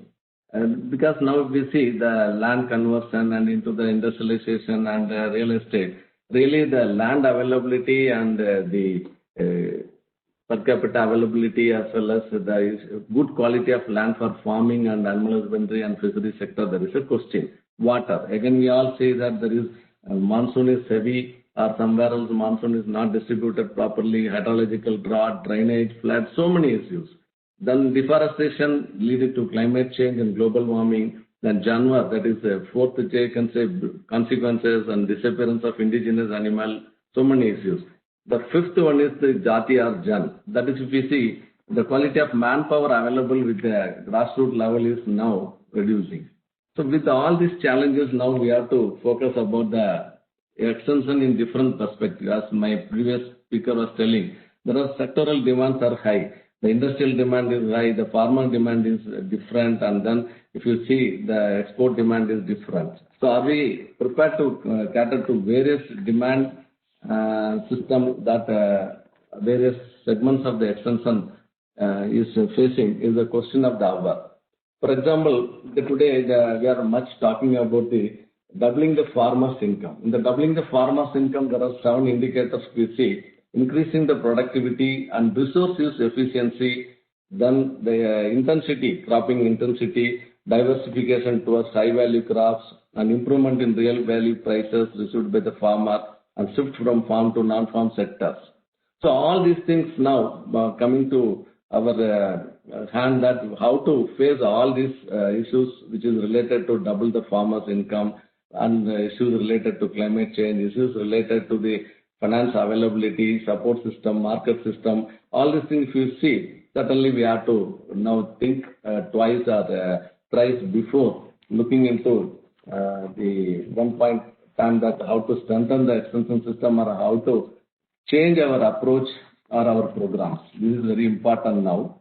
Now if you see the one important aspect I would like to focus here upon it, different segments, how we are now talking about animal husbandry, horticulture and fisheries. Is there anything which we have got, which we are now talking about, or which we are doing, or which we are having in the policy level, is same or it is different? But certainly I can say one thing is mismatch exists between whatever I am talking is based on my experience. It's a mismatch between what is in the policy what is in the program, and what is the implementation stage in the grassroots level. So how we are going to bridge this gap or meet these challenges is the one which we have to think about it. This is one important challenge. Now, if you see the present day, the issues which we have to deal with, that is, if you see the earlier 1950, it started with community development, then it all came bottom-up approach. You all know that. Now, with the doubling the farmers' income and the present issue which we have to deal with are agripreneurship. The farmer as a partner, innovators, and entrepreneurs. Then trend and game-changing issues. That means our approach. Food safety standards, quality, surplus management, farmer-led or innovative-led extension. Then demand and market-driven extension. So to deal with these issues, what is our focus is to agripreneurship means secondary agriculture. Then you have to focus on ICT based. As you said, we have got so many mobile apps, and then now it's a regular physical meeting now due to the COVID situation. We come into the webinar as well as this virtual meeting. How far our extension system in the grassroots level is strengthened or is capable of dealing such situation through this ICT based extension approach. The knowledge designing, food security, safety standards, rights approach, and the GA issues, climate change, that is, we can say NICRA, and we got so many programs of livestock extension with the climate resilient technology, climate resilient livestock farming, then how the resource conservation, agriculture, so our animal husbandry, our horticulture, which reduces the cost of production. Then if you see this focus, how the approach it may be, it's an agribusiness consortium or partnership mode, or it is we are going to talk about the farmers' rights or IPR issue, or the technology parks and incubators, or the ICRS now initiated this RER, Farmers First, etc. So all these things are all with us. But how to match with our national goal of food, nutrition, and livelihood security with these things? This is which I am going to talk with some example. For example, now we are talking about now livestock extension. If you see what the industrial standard, for example, milk union or a grassroots level farmer which belong to dairy or dairy segment is needed is quality. The quality of milk which we get, whether it is sufficient to match with a different segment, or are we value addition, or we are going to talk about the quantity, whether the quantity of urban market we are going to talk about, or quantity of up market we are talking about, or anything very specialized milk.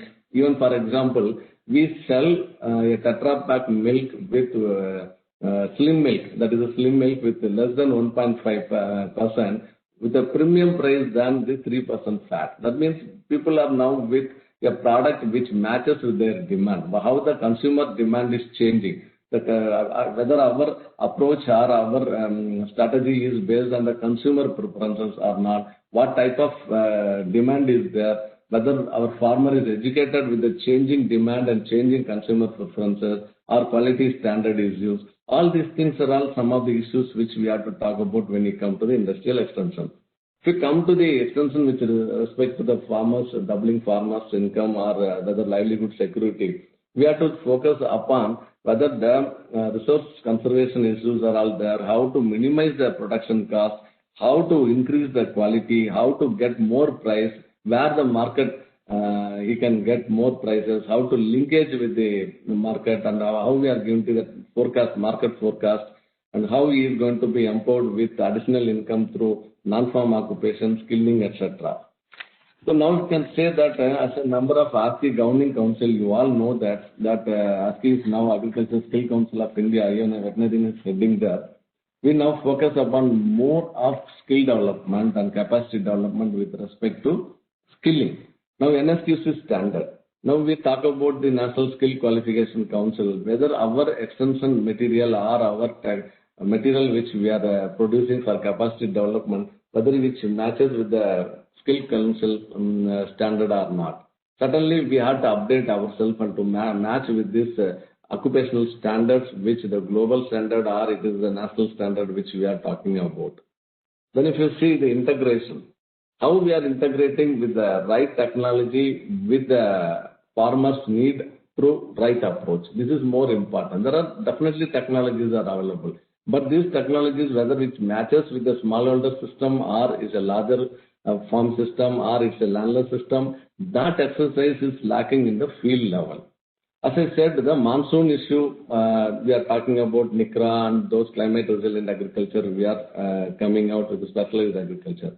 But what we are going to do with the present challenge like COVID and the unexpected challenges which we are facing about natural calamity, are the extension system or the farmers are empowered? Empowered means technological empowerment is one, but other side behind, whether their empowerment with respect to their withstanding capacity, their risk-bearing capacity, what the system is going to do with them, whether they are linked with the Kisan credit cards or whether they are linked with insurance policies, or how the dairy or the poultry or this fisheries sector or horticulture sector is going to address the risk which is associated with the farmers with respect to their enterprise. This is very important thing. So those things without understanding their ground reality, linking the farmers with the risk support system or the policies of the government which addresses or redresses the farmers' risk issues which we are facing. It is difficult, whatever technology you give, whatever effort you give them to educate them or skill them, it is not going to comfort them. So now I would like to share some of my experience, how it has helped in the system. For example, if you take from horticulture sector, I will take. One of the issue which when I was in Northeastern region, you know that turmeric, which is a curcumin content, is very high and it has got a very high demand in the upmarket as well as in the export market. Now what happened, we arranged an industrial linkage with a Kerala-based farm and they wanted to set up a real good processing plant in the Northeastern region. But what is the issue which we faced was the turmeric quality is good, but the quantity which they wanted to have, that is also available. But what is the problem? The problem comes with the continuity of that one. Because any enterprise wanted to thrive, the continuity is more important. That means quantity, quality, continuity and cost factor. The cost factor also it is more. The turmeric is very good, organic, everything. But the cost which we incur from the producer to the processing side and to market side, it cannot compete with the turmeric which we get from the other areas of the country. The similar way, if you see other issues like when I was in the managing director, our product, dairy product, the problem is the quality. Before the milk which reaches the dairy plant, chilling center, it is getting almost the quality is getting deteriorated. Then when I process it and then when I put it and then Tetra pack it, 15 days is lost. When I send it to Singapore market, our quality is only to withstand for only 2 months. Whereas if you see this QBB and Anchor, if you see their quality of the milk, there are many slides I could not make it because I thought it's only dialogue. Directly from the animal udder to the tanker and to the processing plant, and then it is just taken to the exporter. Even if you see fishery segment, when I see in the Thailand and that area, in the sea itself, the trawlers are there, there is a processing plant is there is a storage, then they are marketing. We do not have such arrangement. We have got a very, I can say, farmer-centric operation where the grassroots level facilities are very minimum, as well as somewhere else it is negligible also. So without strengthening these grassroots level facilities which required to empower the farmers and the enterprises, if we talk about the starting entrepreneurship and then export, this organic, nothing is going to match it. That is what I am telling you. Now one thing I wanted to tell is how we are going to strengthen it, whether it is by the government or it's a private or it is by the farmers.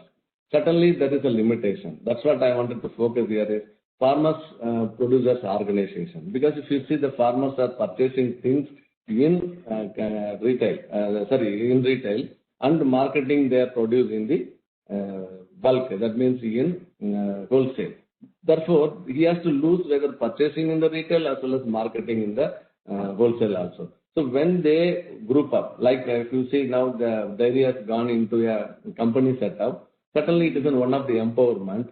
When the farmers are able to empower themselves with this available farmers, producers, organizations and company acts, certainly they are going to gain. That's what I wanted to focus. Sir, you are telling so many things. What is your thing? Now the need of the hour is to match the DFI's goal as well as to address the grassroots level challenges in terms of infrastructure as well as to meet the today's challenge like COVID situation. Farmers Producers Organization is one of the important availability necessary ways and means to empower the farmers. In the COVID time, that you can, one of the objective of this today dialogue is what is the experience in the COVID time. Certainly, the milk, meat, and egg had a really good time. These products were heavily in demand. Even somewhere else, it was blamed that the heavy rush in the meat shop was contributing to the COVID spread. The egg price also, that time it was really very much stable and it has strengthened the farmer. Sometimes Namakkal and the area, when we say the egg was stagnated due to the transport is one. But when the government eases out the transport, comparing to the other agricultural produce, the egg, meat and this milk, they were given a good opportunity to reach the consumer. So to be precise, the COVID time we had fish also. That means that transport and other issues are the general constraints. But availability of cold store and then cold chain, if you strengthen it, certainly the farmers will be empowered in such demanding situation to market their produce and this produce to reach the consumer. Now the point here which I wanted to focus is the technology extension or technology application in the farmers alone will not mitigate the farmers, or it is not only the reason for the farmers' agony. It is the reach of these goods to the consumer. It is the pricing of these goods. It is the price which the farmer gets for their quality produce, or the real value which they have to get is a question which is dealt by the policy. That is, we have to do something. This extension system has to give very much, I can say, very much aggressively. We have to go back to the policy planners or to take back to the ministry that without strengthening these issues like cold chain and then marketing issues and the pricing of the produce, definitely whatever you give the good technology or reach the farmer, educate the farmer is not going to make any sense. So now, for example, because time is also very less, knowledge management issues and then application of the ICT and this support of the expert group, all these things are all very much important when you talk about value addition. For example, I can say a jackfruit is 50 rupees to 60 rupees. One of our KVK experience, if you see all this IHR experience, when the jackfruit is just dried and then it is packed, it is sold, just 3 peel of jackfruit, that is pieces, that is only 3 rupees, 4 rupees. You can make a value addition just dry, vacuum dry, even bendi also, when we vacuum dry, we throw a price, that is within 1 rupee product is given consumer price of 60 to 70 rupees and there is a payback for 40 to 50 rupees, leaving all the other costs. So here value addition and the post-harvest technologies to prevent the post-harvest loss is very important, and the extension has to focus on this so that the farmer should get that extra money through his farmers producers organization, and he can meet his money demand and avail or generate his own resources within the farm, so that he can certainly empowered with respect of the resources. For example, I will just share one other coming to the farmers extension. There is one example I will tell. In Northeast, we had a beautiful lesson of partnership. That's what we needed. Public, private, and the partnership is very much important. There is a technology, microchipping. That microchipping technology is with NRC Mithun. And the KVK Papambare, which is in Itanagar, taken this technology through the farmers organization. They microchipped the Mithun so that identification. You know that the Mithuns are all very much, these are all semi-domesticated. So there was a lot of social conflicts were there. When the microchipped this Mithun, the identification of Mithun was easy and the farmers were very much convinced that the Mithun is not belonging to him or his. So the technology used here avoided conflict between two communities. Here is a partnership. Here is a technology, here is a user, and here is a applicant. This is not a technology application system I'm talking about.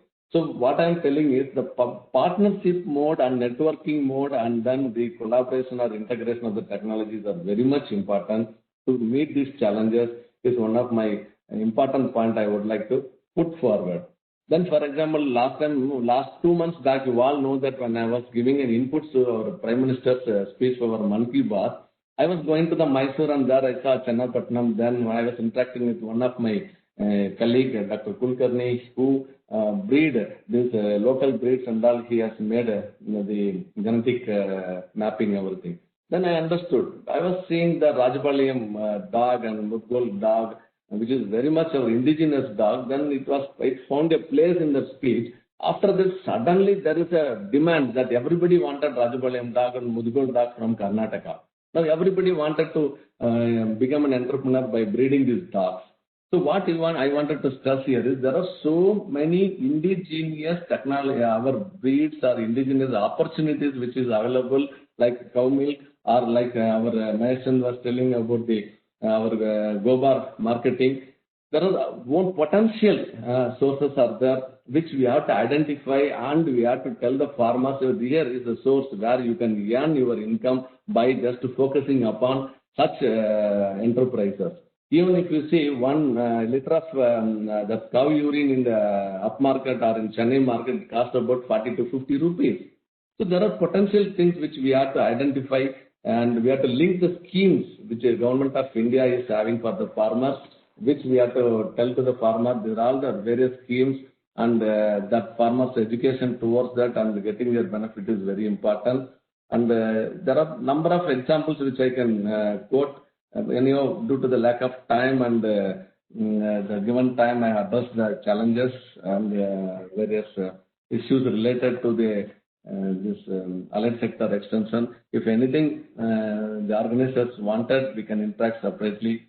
Thank you very much for the opportunity. Thank you, Dr. Venkat Subramanian. It was actually a practical insight you are having of diverse experiences over the years that are very useful.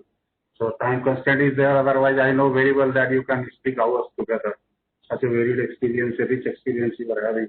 Thank you for your one more experience, sir. I would like to share. Let me check if Dr. Ranekar sir is there. Otherwise, you can have more time. So only one thing, sir. I can do it.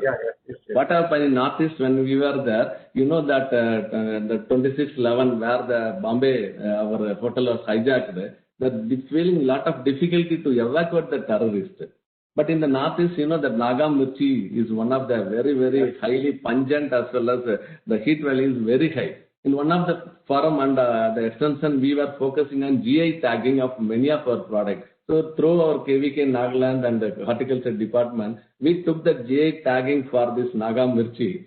And when it was presented, one scientist, defense scientist called Srivastava, taken this one into the lead and he has taken that Mirchi bomb.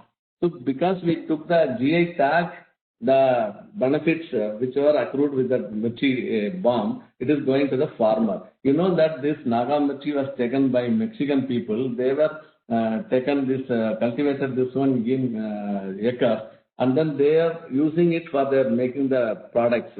For example, if you need 1 kg mirchi, ordinary mirchi, you need it to make a 1 liter of mirchi concentrate. This Naga mirchi, you need only just 100 grams.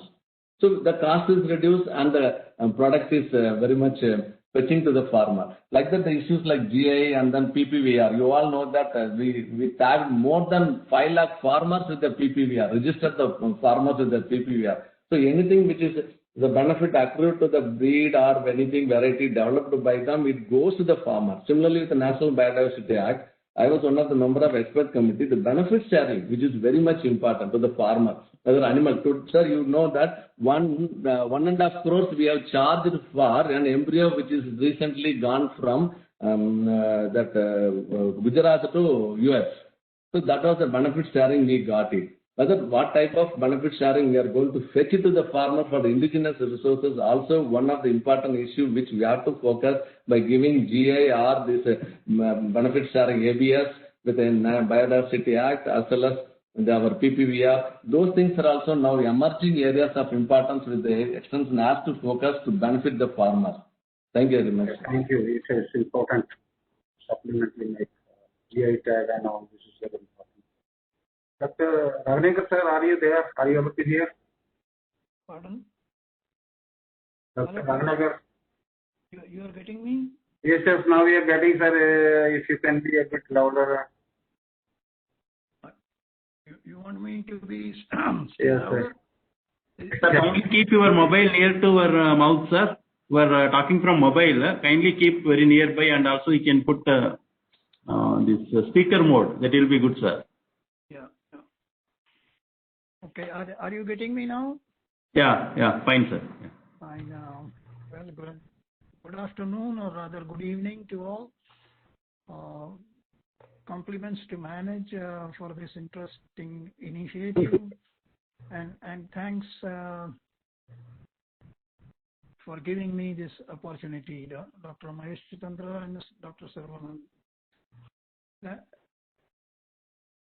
Let me say I would provide first the backdrop so that you understand why I am focusing on certain aspects rather than giving a wider coverage. Firstly, I am not an extension specialist. I am a practitioner, and it so happens that I have extended involvement in livelihood-based livestock development program, which also integrated natural resource management activities.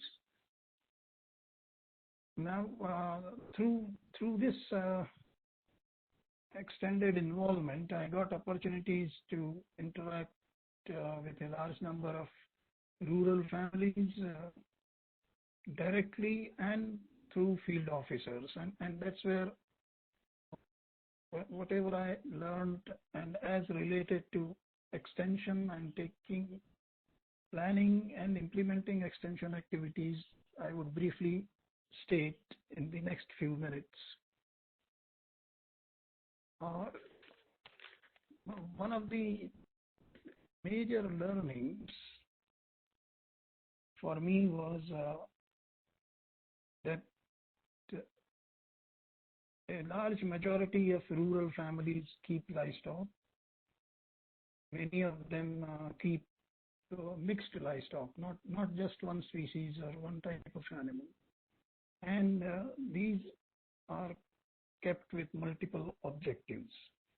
For example, it's not only the economic objective, but also risk coverage. There is socio-cultural aspects in keeping livestock, and the livestock provide inputs as well as outputs. So, looking at the fact that these smallholders, landless, they own, they have a major share in livestock keeping. They have major share in livestock produce. What I wish to reiterate is that we need to give priority in making extension more effective so that these families get benefited. And I would say that even with limited improvement, that would have multiplier effect and improve the livestock produce of the country substantially. But then I would admit that there is need, while I would stress on what I learned and experienced with regard to extension with these smallholder resource poor families, there is need also to pay attention to those who have resources, who want to take this up as entrepreneurial activity, commercial activity. So there is a need for a dual approach in extension. I would say even in research. Now, one of the aspects that has been bothering me is since decades I've been hearing livestock extension is a weak link in livestock development activities, and because of this weak link, desired benefits are not seen. But then the learning I had while working in these livelihood development program do indicate major reasons why this is weak link, and I would deal with a few aspects indicating what I learned in the field. Most of the rural families are referred as resistant to change, and it's quite often that I heard from extension groups that they tried everything, but these families do not change their habits. They do not change their management systems. And I had to say that, well, let us go back and find out why they are not. And to some extent, I said this is a blessing in disguise. If they were to change hearing or reading every other recommendation, they would be in a difficult situation. Because one of the limitations I find are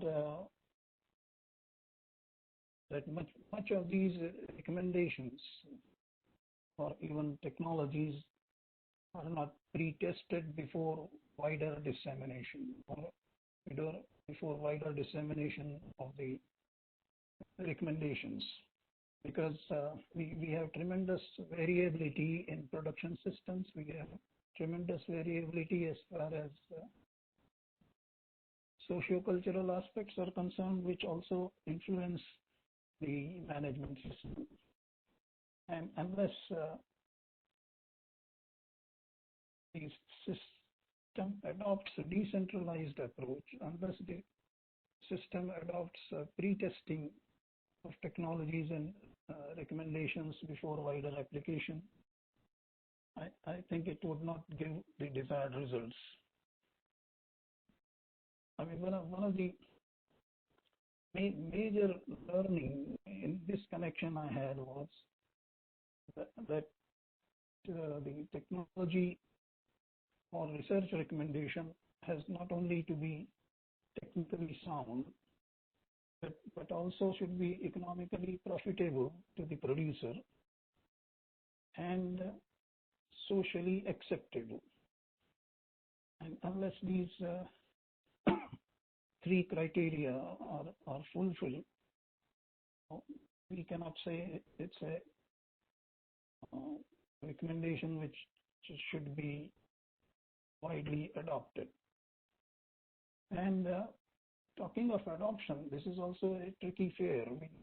We many a times see reports, so many technologies and recommendations adopted, but the observations are over a very limited period of time, and in most cases, till the project is being implemented. The real adoption comes into picture after the project support is over. If it is really beneficial, the farmer would continue to use the recommendation. Now, in this regard, an aspect I felt worth mentioning is regarding the extension team, whether it is government sector or in any other sector. The major function that we see, or the activity that we see and observe, is transfer of technology. So now this TOT has become more or less synonymous with extension. And that is one thing which is worrisome. I really wish the extension team or the extension system adopts a three-way functioning. Why should it work only one way, transferring technology from research organizations to the field, to the farmer? Why not a feedback to the research system? Feedback in two ways. One is the response of the livestock producer or farmer to the recommendation or technology made available. The other is equally important.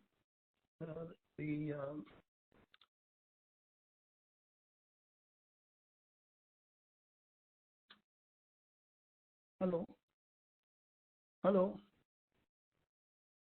Yes, sir, you are audible. Yeah, we are hearing you, sir. Hello.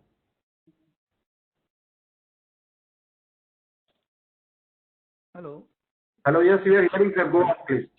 Yeah. A regular and planned feedback from the field to the research group in relation to problems or constraints faced by the animal owners. This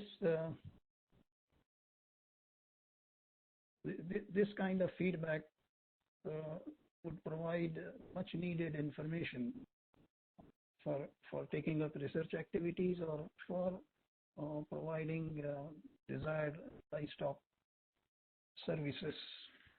And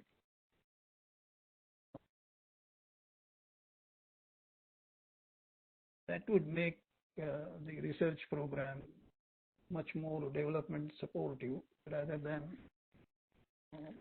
taking up research in the conventional manner as we see in many cases. Now the other aspects that I learned through or I observed was majority of extension workers, and I think Dr. Mrs. Sharma's session it was mentioned, are male, and we have very limited women extension officers or extension workers. Although we all agree and admit that much of livestock production is handled by women. But there is need for effort to induct women extension officers, and they would be in a much better position and they would be much more effective as extension people. At the same time, the other observation is, although we admit women play a major role in livestock production, but the extension program, training program are not planned or implemented considering women's convenience, considering the kind of information they want. And an important observation I got mainly through my late wife, who was studying women involvement in agriculture, that women like the programs to be more practical oriented, and long lectures, they do not appeal them. They're not comfortable.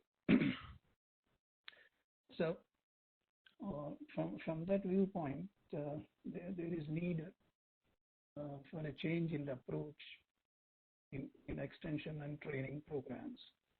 Related to this subject is another aspect which is little disturbing. Much of the extension and training material I found was centrally made. And even if we talk of a state, there is so much variability within a state or within a region of the state that these centrally made material may not be very appropriate. It may be all right in some regions, but in other regions it may not. And the other lacune I observed was the extension and training material is not pre-tested. We had interesting experience in tribal areas where nice slides were projected, nice lecture was given, and the tribal farmers were at a loss. Said this is not the way we present or draw a well. This is not the way we draw a field with crops. This is not the way we take our animals out. So pre-testing of the training extension material would be desirable. Other difficulty is language. Let me recall in BIF, I had to make a recommendation that for extension work, we better enroll diploma officers, diploma holders locally rather than university graduates. Because it's not only the language. I mean, you may say in Gujarat it is Gujarati, in Maharashtra it is Marathi, but within the state there is quite a bit of difference in what you can call the slang. And with the rural people, it's really a very difficult proposition. A wonderful experience I had was one of the meetings with tribals in South Gujarat, and there was talk about proper sowing and observing germination, etc.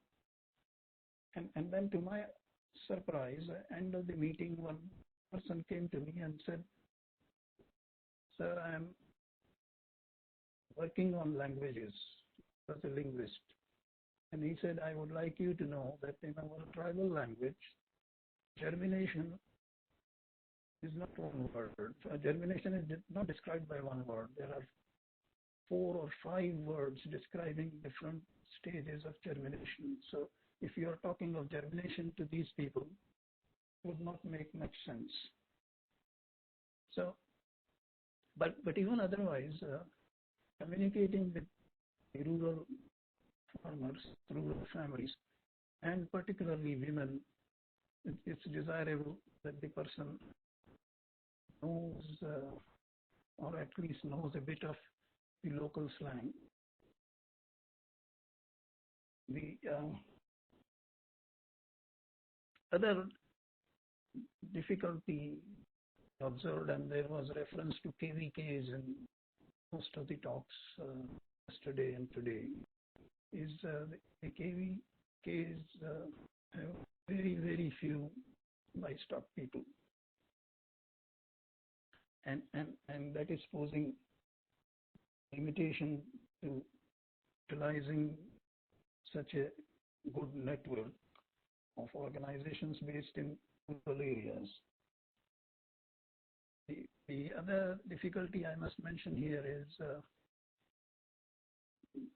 what are referred as extension officers, whether it's in agriculture department or livestock department. Most of them, or at least most about whom I got feedback, they're not trained or oriented in extension. Many of them just graduated, joined the department. The first posting is as extension officer. It would be desirable if these people are given orientation training. It is only in 2 or 3 states I found such a program is taken up. Well, that's briefly what I wanted to put across. Hello. You finished, sir? Yes. Thank you very much, sir.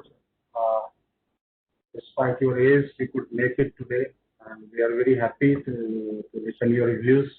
We would have been still more happy if you could see your video. Somehow it did not work because for a long time we haven't met, and we could have seen you at least, but at least we could hear. I would request all the panelists to put their videos on so that all could be there in the stream. So important takeaways from your lecture, which I have already typed here for those who couldn't hear you well. So what we agree to you that many a time technologies are being recommended before trying well, testing well, and we are suggesting. So it makes implementation very difficult. Same with extension literature also. We are not working well on them. We are not pre-testing, simply developing some extension material and passing on to farmers, which farmers feel that they are not to their good use.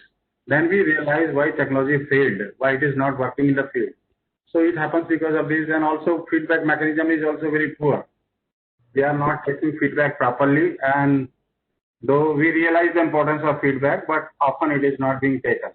So I like to give example of Azolla, particularly Azolla and urea treatment of straw. And also recently now we are talking about hydroponic fodder. These are some technologies which many people have conflicting views about. So there is no clarity. Even animal nutrition people, when I ask them privately, they will tell, oh, there is no work in it. But when in the conferences, in the meetings, everybody keeps silent about these. So there is no concrete reply comes about the utility of this. Urea treatment of straw, now totally it has been dumped. But in some corners, I feel that still people are using it. So there is already Good or Bad Animal Nutrition Practices, a book by FAO, where I am having article on this urea treatment of straw. It has been totally negated. Likewise, Azolla is being talked about a lot as animal feed. But what's its utility? That it should be tested properly before we recommend in the field. So likewise, people are also talking about the hydroponic fodder a lot. How much it is useful, under what conditions, or across the board we can recommend it to the farmers. So it has to be seen, but there are many videos available on hydroponic fodder which has severely criticized this. So these are some of these very important points you made in your lecture, sir. We are grateful to you. Actually, all we are at the different platform, representing different institutions, handling different issues at different positions. For example, a vice chancellor, for him, the responsibilities are at different level, at higher level, and his exposure level is at different level. His challenges before him are much more than what we have at our level in academic institutions. So we are operating at different levels, so our views are so divergent. And then we are talking of convergence of views also. So that different people, stakeholders are meeting and conversing, and some kind of a concrete things are being recommended. So what I believe from the organizer, we expect that the management will test out all these issues, synthesize recommendations so cautiously, and the views after the synthesized recommendations, they are being sent to the people. At least to the stakeholders, those who are speakers, they should see it, what is being recommended from this platform. And also we know very well many a time what we recommended from this kind of platform, this kind of seminars, workshops, webinars, often at implementation level, they are not taken note of. So this is also a problem. Many recommendations over the years have gone down to the drains. Nobody bothers about them. But slowly, people are now getting interested into it. People are picking up things. Say, for example, again, I would give example of organic. Dr. Vishnu Sharma very nicely spoken about the university, what they are doing it. Government of India, DADF, now they are having a lot of meetings on this. They want to have this certification mechanism streamlined, and they want to really promote this thing in a big way. Cow dung, cow economy, and what to do, goshalas, how to rehabilitate cattle.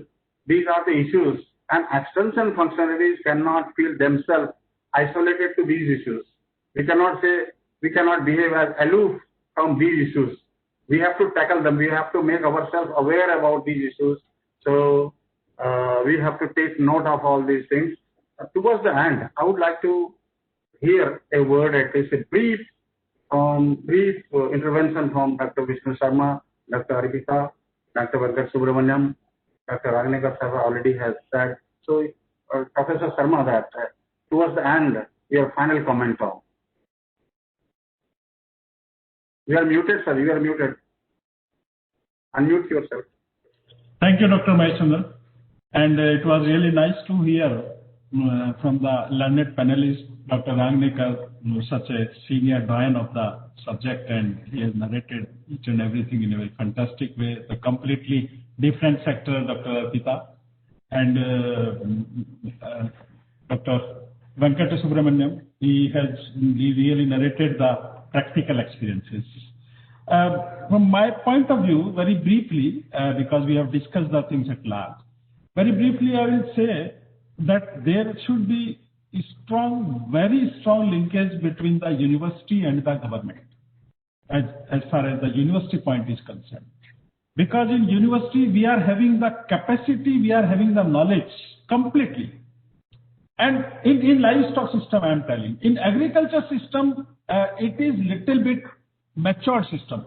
But in livestock, as far as the livestock system is concerned, there is very, very less linkage in the government sector and university system, one thing. And the livestock extension services in the government system is very poor in almost all. So we have to strengthen that collaboration, that linkage, that networking effectively, so that at least some of the developed and the mature technologies will trickle down to the farmers through veterinary officers. That is my recommendation. Another is that the extension recommendations, extension methodologies are totally different for the subsistence type of farming, whereas the advisory and the consultancy that we will also put under the broad umbrella of the extension services are completely different for the entrepreneurs and for the industrialists. So it's a good time now when we should divert those paths, and we should try to develop and mature those diverse type of requirements which is being felt regularly by the society. And with the development of the knowledge base, with the development of the capacity, with the refinement of our methodologies and recommendations, we will be able to fulfill the society requirements. So, Dr. Maheshwar, those are two broad recommendations which I would like to suggest to the House. And with those recommendations, definitely, we will find some good and fruitful way for the benefit of the livestock owners of the country as well. Thank you very much, sir. We have well noted your points. We will take note of and put into the recommendations. Dr. Arpita, would you like to say something towards the end? So unmute yourself, please. Thank you. And the lectures and the talks which were given by different personalities were very enriching for me as well as the audience. And different things have come out. I was there to speak about fisheries extension and to talk about the importance of fisheries, which I think has been well appreciated by all. And I could make the point that the sector is diverse. With reference to this particular dialogue which we had today, it is very clear the allied sectors are very, very important, whether it is livestock or fisheries or any other sector. Very important with reference to nutrition as well as livelihood. Now we have, like Dr. Vishnuji has, Professor Vishnu Sharma ji has told, that we have to make network and bring everyone together. That is, the convergence is necessary. We have pluralistic extension service providers, whether it is central government, state government, with reference to Department of Fisheries, etc., or private. They have sometimes working in parallel and sometimes also duplicating their efforts. But it is clear that public is more towards regulation than transfer of technology with subsidy-based schemes, and private should be focusing more on entrepreneurship or business models than NGOs, especially for livelihood programs, and ICR, SAUs, KVKs about knowledge, technology, and technology dissemination. So convergence is the need, but the challenge is to bring convergence also is a big thing, because the unity of command is lacking because everyone is working with a different mandate. So this convergence itself is a difficult thing. So one more thing, we should be talking to youth who can give some disruptive extension methodologies. If innovative, disruptive extension methodology or approach comes into our system, if someone has this kind of idea, so manage or all of us can come together and have some program of brainstorming from the youth to see whether they can come out with some disruptive approach. There are some few papers on disruptive extension approaches. I was just thinking and talking to my younger kids. They said, why don't you have something like relationship managers like you have in banks, like client relationship managers.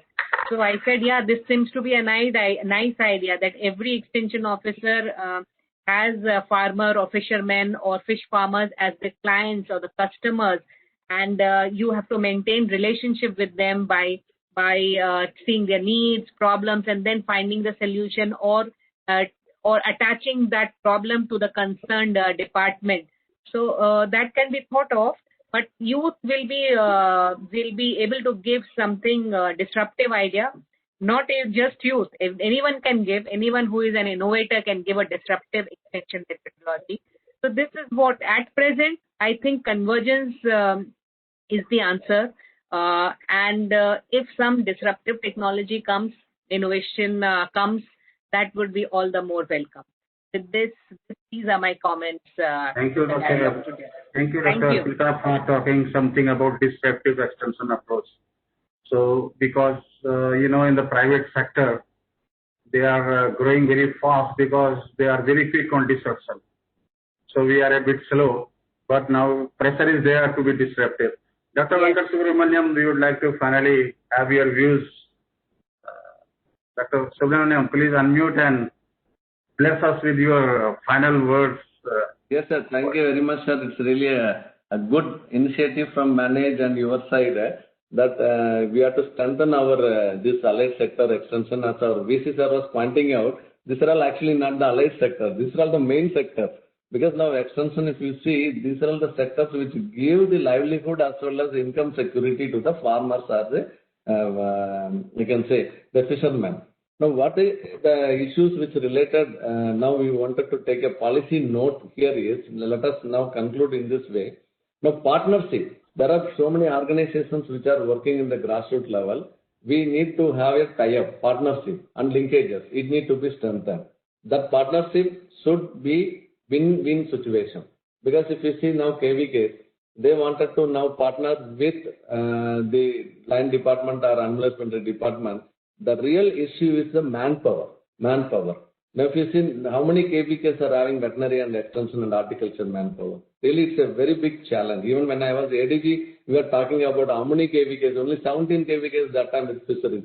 Now also if you see, in this whole zone where Kerala and Karnataka with the coastal ecosystem, I have got only 7 KVKs where fishery scientists are there. Many of the veterinary positions in the KVKs are vacant. Now disease management, trans-border diseases as cross-border diseases, now we are talking about one health system and one medicine. Whether plant or animal or anything, we wanted to focus on one health system means the integrated extension or the technology integration is very much important. So the problem is technology integration. That integration is which level? We wanted to put it in the grassroots level, or we wanted to give it to the industrial sector, or we wanted to give the extension functionaries. These are all the important things. Even when, as you were pointing out earlier, There's a lot of, I can say, ignorance prevailing among the extension functionaries themselves.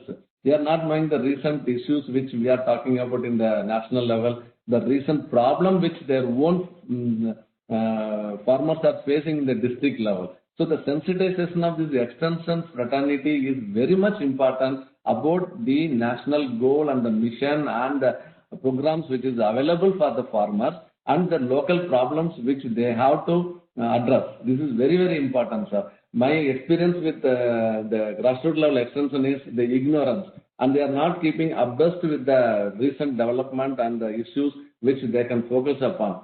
Especially now you see the country is now eradication of brucellosis and FMD is there. Now the mission mode approach, how we are going to prepare the farmers. We integrated this reproductive management are we focusing upon. The extension in case of these animal husbandry, horticulture and fisheries is different from the one field crops or the other sector. The reason is here the issues which we have to focus is on live animals and value addition as well as with respect to risk management. But there, if you see, that is 3 months and then it is more of input management and more of technology management. Here it is the management of many biotic and abiotic stressors, which is again the changes which is happening into the primary sector. That is affecting this sector. How the extension system is empowered to address this challenge. That is more important. Then this is the one segment where already if you see horticulture segment, already many of the products are branded. If you see the animal husbandry sector, milk is the one which went first into the branding. Poultry is next in the line, and fisheries also. So this branding and the quality management and international, as Madam Arpita was talking about, is export oriented and those forms which are all more concentrating on quality issues related with food safety standards. All these things, how our extension system are having the knowledge or empowerment is the one which I wanted to focus. Now you wanted to strengthen the system means you strengthen the quality of extension functionaries who are in this system catering to the various necessities of the farmer and the system. That is what I wanted to focus upon here, sir. Thank you very much. Thank you very much. Yeah, very nice point you gave. Quality of extension functionaries. Yes, that is very important issue. And the ignorance of the grassroots level extension functionaries. Very good example you gave of FMD and brucellosis. How much they are prepared. So this is and the partnership you talked about, tie-up linkages. So then these are some points well taken. We'll put into recommendations. All these things will synthesize well. So thank you very much. Thank you very much, Professor Sharma. Thank you, Dr. Pita. Thank you, sir. Thank you. So thank you to Dr. Rangnekar, sir. Sir, would you like to say a concluding statement because you are such a senior, very most respectable person? Just in one line, would you like to say before managed people intervene and they say something? Dr. Mahesh, one thing remains. I want to tell. Yes, please. Now you are Vishnu Sharma. Actually, looking to the emergence of the entrepreneurship and industries in the various sectors, not only in the livestock but in agriculture also, I have recommended to the ICR, the Vice Chancellor's Conference, to create a post in each KVK for the agribusiness manager, and that agenda I moved from Raju and that was well accepted, and it is now in moving. So we can also put that recommendations into this today's dialogue, so that this will find some way effectively. Nice, sir. Very good. That is actually now to give a business orientation to this one. This is a very important one. That is well taken, sir. We'll include into this one. So, Dr. Rangnekar, sir, are you hearing? Actually, he is not there, it seems. Now, Dr. Saravanan, I thank on my behalf and behalf of Manage also. As a moderator, I am grateful that we could do it well. What I believe that if no one else is appreciating, I must appreciate ourselves that we did a good job. Isn't it, Dr. Saravanan? No, sir, we are appreciating, sir, because this is a 3-day dialogue. But as already told Professor Vishnu Sharma, sir, and also Dr. Venkata Balasubramaniam and others, it is not the allied sector. If you see all 3 days program, this is one of the biggest team. They are sitting in the very strongest team also, starting from Vice Chancellor and ICR Director from Atari and Joint Director from IVRI and Madam Principal Scientist from CIFE, like that, all the sectors, and also BAIF and consultant expert, Dr. Ranganekar, known for veterinary. Maybe probably among all 6 sessions, this may be the one of the very strong and biggest session, and also extended 30 minutes time. That shows your power actually. That's why, this is a very important. That's why Manage always recognizes the allied sector. That's why we have separate center. And also our incubation center, we do a lot with livestock and fisheries incubation and aquapreneur. Even 12 states already we grounded aqua centers.